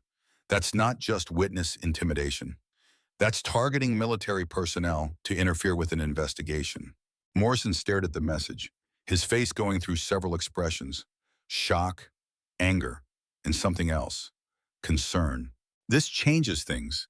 If Cross is actively threatening family members, he's desperate. And desperate people make mistakes. He looked at Jake and his team. Gentlemen, I need those statements now. Everything you know, everything you observed. Because I'm about to make some calls that are going to escalate this investigation in ways Cross isn't expecting. 45 minutes later, Morrison walked back into the interview room where Kit had been answering questions since they'd brought her in. She looked exhausted. The kind of tired that came from maintaining control for too long.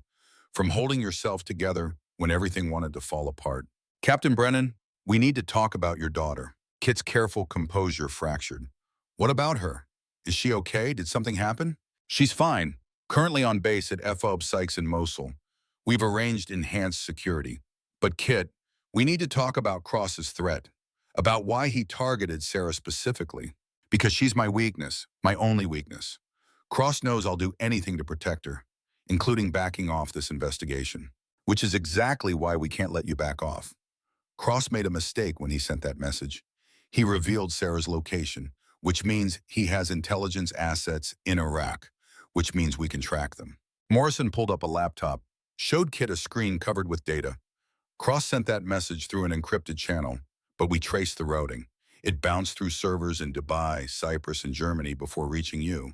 Professional-grade security, but not perfect. You found him? We found his communication pattern, his network protocols. And Kit, there's something else. We just got word from base security.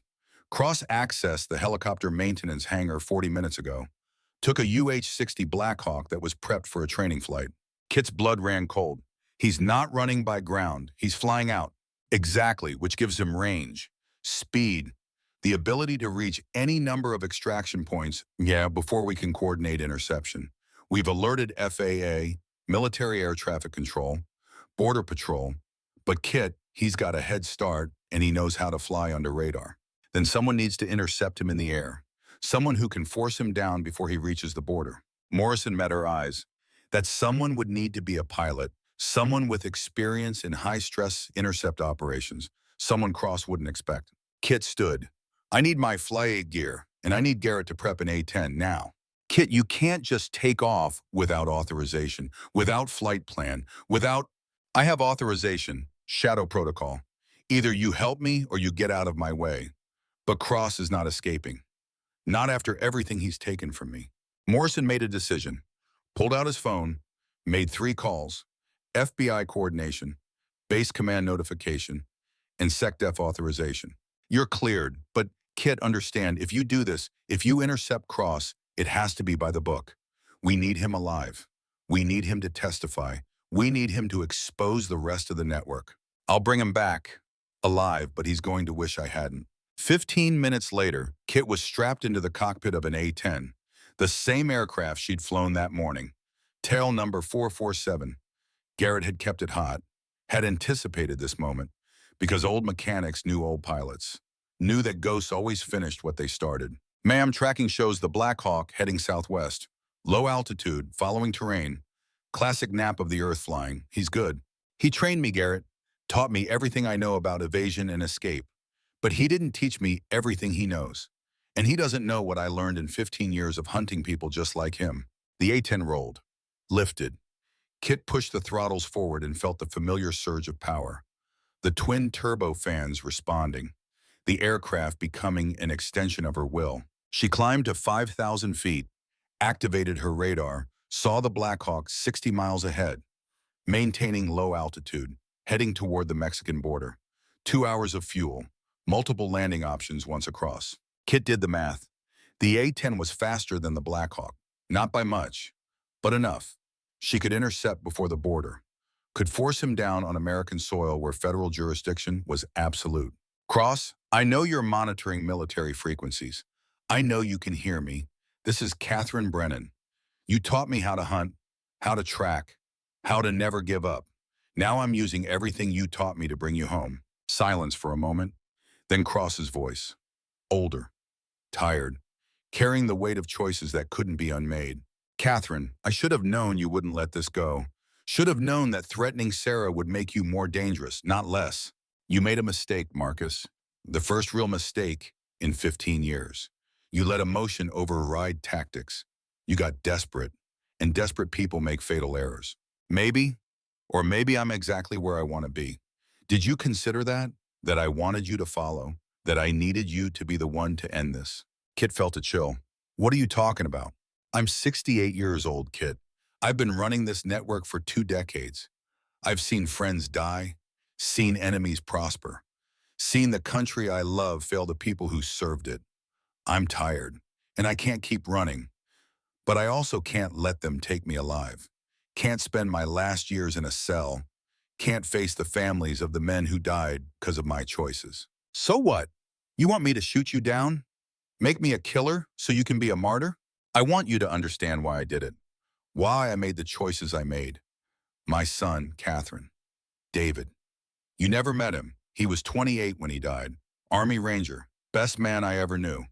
He died waiting for support that never came because some Pentagon bureaucrat decided budget cuts were more important than American lives. So you became what you hated. became the bureaucrat who decides which lives matter. I became someone who made sure it never happened again. I funded black operations, brought POWs home, eliminated threats the government wouldn't acknowledge. Yes, I sold intelligence. Yes, people died. But hundreds more lived because of what I did. That's not how justice works. You don't get to decide. Then who does? Politicians who never served? Generals who forgot what combat feels like? Bureaucrats who measure lives in budget line items? Someone has to make the hard choices, Catherine. Someone has to do what's necessary. Kit saw the Black Hawk ahead now, low over the desert, heading for a dry lake bed that could serve as a landing zone. Once he touched down, he could disappear into the terrain, could have vehicles waiting, could vanish into Mexico and be gone forever. Last chance, Marcus. Land the helicopter, surrender. Face the consequences like the officer you used to be. I can't, because the officer I used to be died with my son. What's left is just a ghost, and ghosts don't surrender. They just fade away.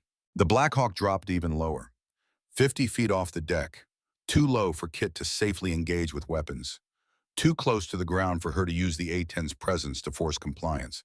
But Kit hadn't survived 15 years by playing fair.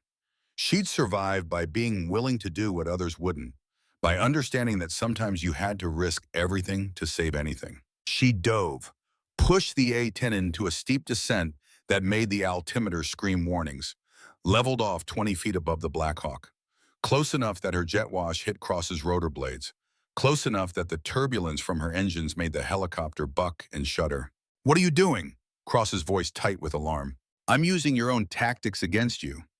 You taught me that sometimes you have to make the enemy think you're crazier than they are, that you have to be willing to lose everything to win anything. So here's my offer, Marcus. You land that helicopter right now, or I stay right here at 50 feet separation until one of us crashes. And I promise you I'm willing to die to bring you home." "You're bluffing." "Am I?" "You trained me, Marcus. You know I don't bluff. You know I crashed an A-10 in Afghanistan and crawled away. You know I gave up 15 years with my daughter. You know I burned every cover identity I had to save 5 men I didn't even like. Do you really think I won't risk dying to stop you?"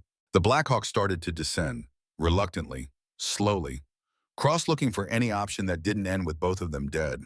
"If I land, what happens?" "Federal custody, full interrogation. You give up the network, every name, every operation, every dollar, and in exchange, prosecutors consider cooperation. Maybe you don't die in prison.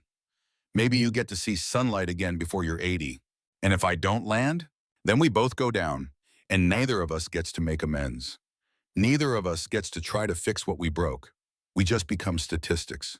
2 more casualties of wars that never end." Cross was silent for a long moment. Kit could see the helicopter wavering, could imagine him calculating odds, weighing options, trying to find the move that won the game. But there was no winning move. Kit had already won.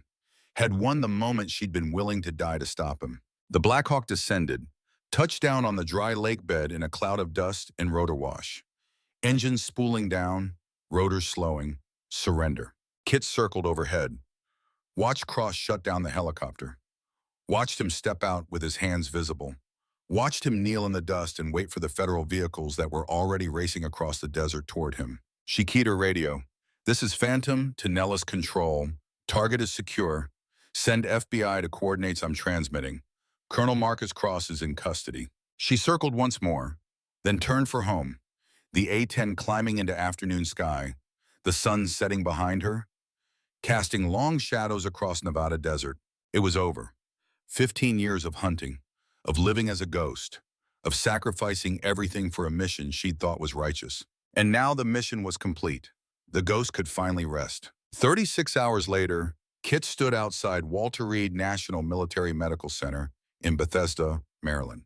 Morning sun warm on her face, coffee in her hand going cold because she'd been standing here for 20 minutes trying to work up the courage to go inside.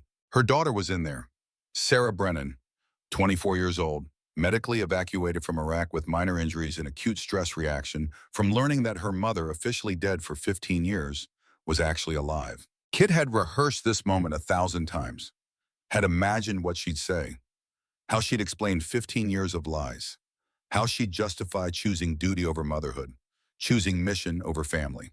But now that the moment was here, all her words felt hollow, insufficient, like trying to fill the Grand Canyon with a teaspoon of water. The door opened. Elena Torres emerged. She'd flown out with Kit, had insisted on being there, because that's what allies did. They showed up when things were hard. She's awake. The doctors say she's stable, but Kit, she's angry, confused, hurt. You need to be ready for that. I've been ready for 15 years, or I've been dreading it for 15 years. Hard to tell the difference anymore. Do you want me to come in with you? No, this is something I need to do alone. Have needed to do alone since the day I said goodbye to a 9-year-old girl and promised I'd come home. Kit walked through the doors, down corridors that smelled of antiseptic and recycled air, past rooms filled with wounded warriors recovering from wounds visible and invisible. The cost of service made flesh. Room 347, the number on the placard outside.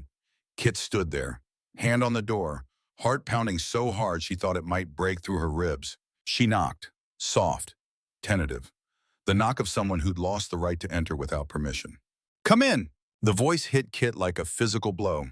Her daughter's voice, 15 years older than the last time she'd heard it, but still recognizable, still Sarah.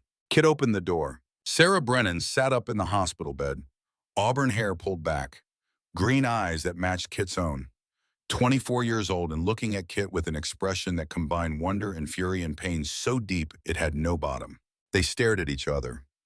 Mother and daughter, separated by 15 years and 3 meters of hospital room floor that felt like the distance to the moon. Sarah spoke first, her voice steady despite the tears starting to form. They told me you were dead. They had a funeral, flag ceremony, 21-gun salute. I was 9 years old and I watched them bury an empty coffin because there wasn't enough of you left to bring home. I know. You know? That's all you have to say? You know, Sarah's voice was rising now. 15 years of grief and anger and betrayal finding outlet. I grieved for you. I cried myself to sleep every night for 2 years. I joined the army because I wanted to honor your memory. And the whole time you were alive, you were out there somewhere and you couldn't even send me a message? Couldn't let me know? Kit's carefully prepared words dissolved. If I'd contacted you, you would have become a target. The people I was hunting would have used you to get to me. The only way to keep you safe was to stay dead. Don't you dare put this on me. Don't you dare make this about my safety. You chose your mission over your daughter. You chose being a hero over being a mother. Own that. At least have the courage to own that. The words cut deeper than any wound Kit had taken in combat. Cut deeper because they were true. Because she had made that choice. Every day, for 15 years, she'd chosen the mission over Sarah. You're right. I chose duty. I chose hunting traitors over watching you grow up. I chose protecting strangers over protecting you. And I don't have an excuse that makes that okay. I can tell you why I made that choice, can explain the circumstances and the pressures and the impossible situation. But none of that changes what I did. None of that gives you back the years I stole. Sarah was crying now, tears streaming down her face. I needed you. When Dad remarried, when I started high school, when I got my first period and had no idea what was happening, when I went to prom, when I graduated, when I enlisted, I needed my mother and she was gone. She was dead. Except she wasn't. She just chose to be. Kit moved closer, slowly, like approaching a wounded animal. I thought about you every single day. Carried your photo in my pocket. Followed your life through reports and surveillance and any scrap of information I could gather without revealing myself. I watched you grow up from a distance and it killed me. Killed me every time I saw you and couldn't reach out, couldn't hold you, couldn't tell you I was proud of you. Then why? Why do it? Why stay away? Because if I'd come home, they would have killed you to get to me. Because the network I was hunting had already killed 14 people. Because Colonel Cross, my commanding officer, told me the price of coming home was putting you in danger. And I couldn't do that. I couldn't let you die because I was selfish enough to want to be your mother. Sarah wiped her eyes. So you sacrificed your wants for my safety. That's what you're telling me. You were being noble, self-sacrificing, a hero. No, I was being a coward because the hard choice, the brave choice, would have been coming home and facing the danger together. Would have been trusting you and your father to handle the threat. Instead, I made the decision for everyone. played God with your life, and I don't know if I can ever forgive myself for that. I don't expect you to forgive me." They sat in silence, the weight of 15 years between them, a chasm too wide to cross with words, too deep to bridge with apologies. Sarah finally spoke, her voice quieter now. "I don't know if I can forgive you, not today, maybe not ever, but I want to understand. I want to know who you were before you became Phantom, before you became the ghost. I want to know my mother. I'm not sure I remember who she was. She died in that crash along with 6 of my squadron mates. What survived was something different, something harder, something that could do what needed to be done. Then tell me about her. Tell me about the woman who died. Maybe if I know her, I can understand why she made the choice she did." Kit pulled a chair close to the bed, sat down, and began to talk about growing up in Nebraska, about wanting to fly since she was 5 years old, about joining the Air Force and fighting for every opportunity in a system that didn't believe women belonged in cockpits, about meeting Sarah's father, about the joy of holding a newborn daughter and thinking that nothing could ever be as perfect as that moment, about the mission that changed everything, the crash, the choice, the 15 years that followed. She talked for 2 hours. Sarah listened, asked questions, cried, got angry, cried more. Two women trying to build a bridge across 15 years of absence. It wasn't forgiveness. Not yet. Maybe never. But it was a beginning, a first step, an acknowledgement that both of them were broken and both of them were trying to figure out how to be whole again. When Kit finally left the hospital, the sun was setting. Elena waited outside. "How did it go?" "She doesn't forgive me, but she's willing to try to understand. That's more than I deserve, more than I hoped for. It's a start. It's more than a start. It's a second chance, something I thought I'd lost forever." They walked to the parking lot.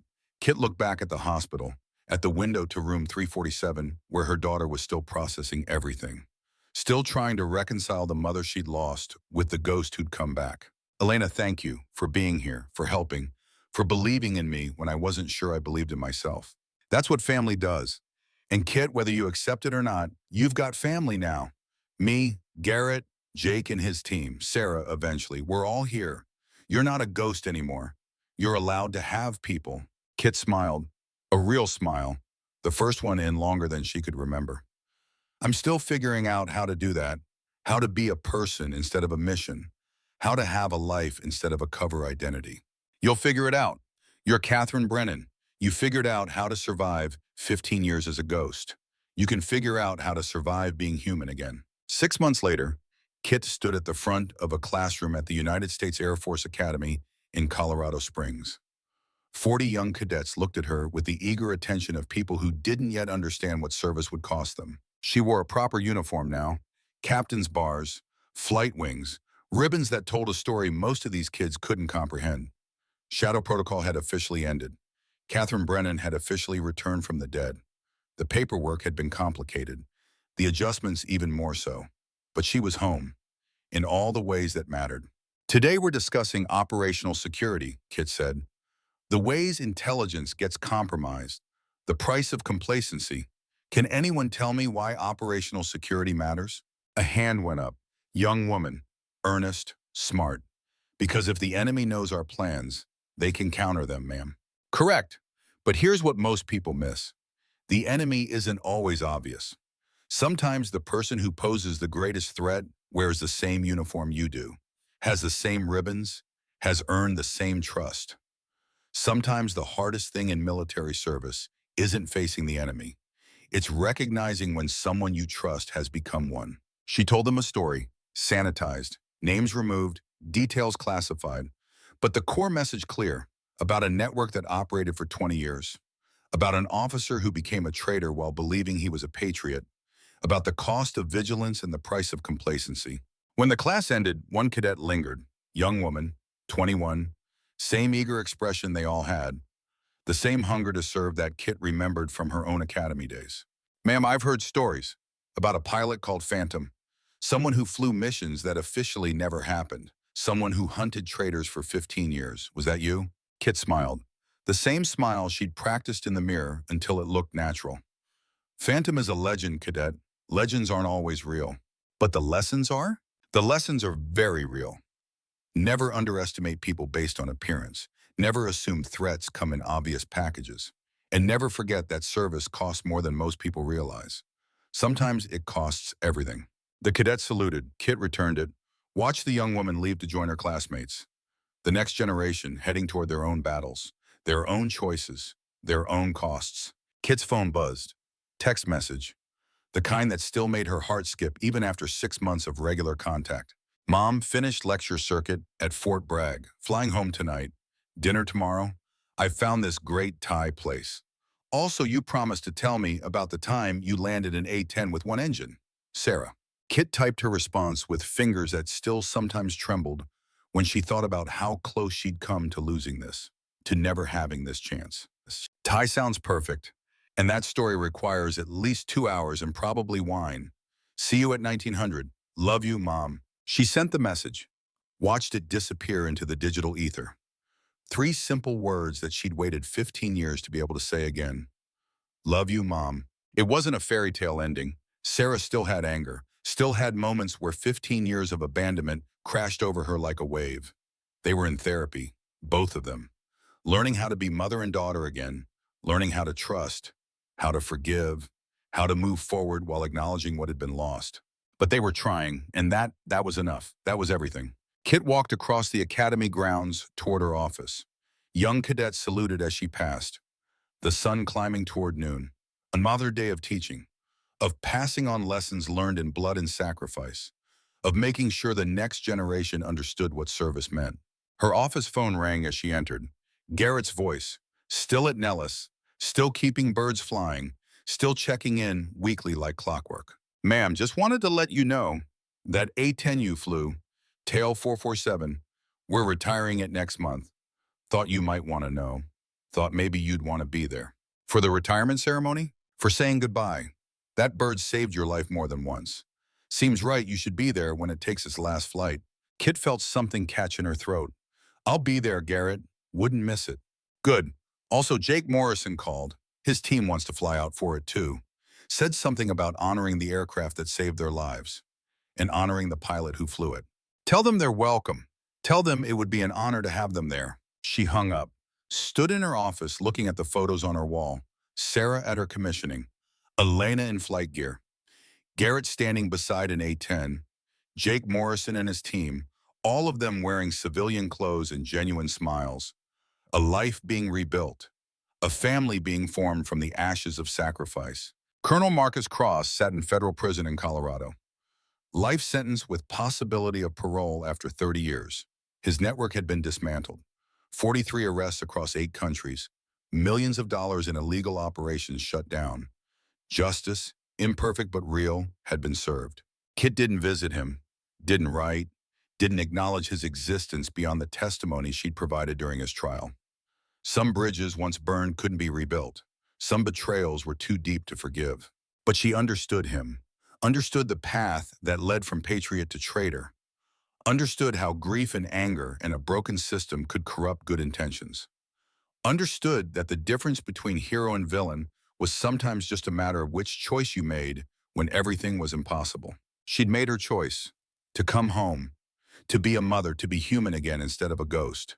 And standing in her office at the Air Force Academy, looking at photos of people who'd become her family, Kit knew it was the right choice, the only choice, the one that let her sleep at night without seeing the faces of the men who died while she hunted shadows. Katherine Brennan, 48 years old now, walked toward her next class, toward cadets who needed to learn lessons she'd paid for in blood and years, toward a future that was messy and complicated and gloriously, impossibly real.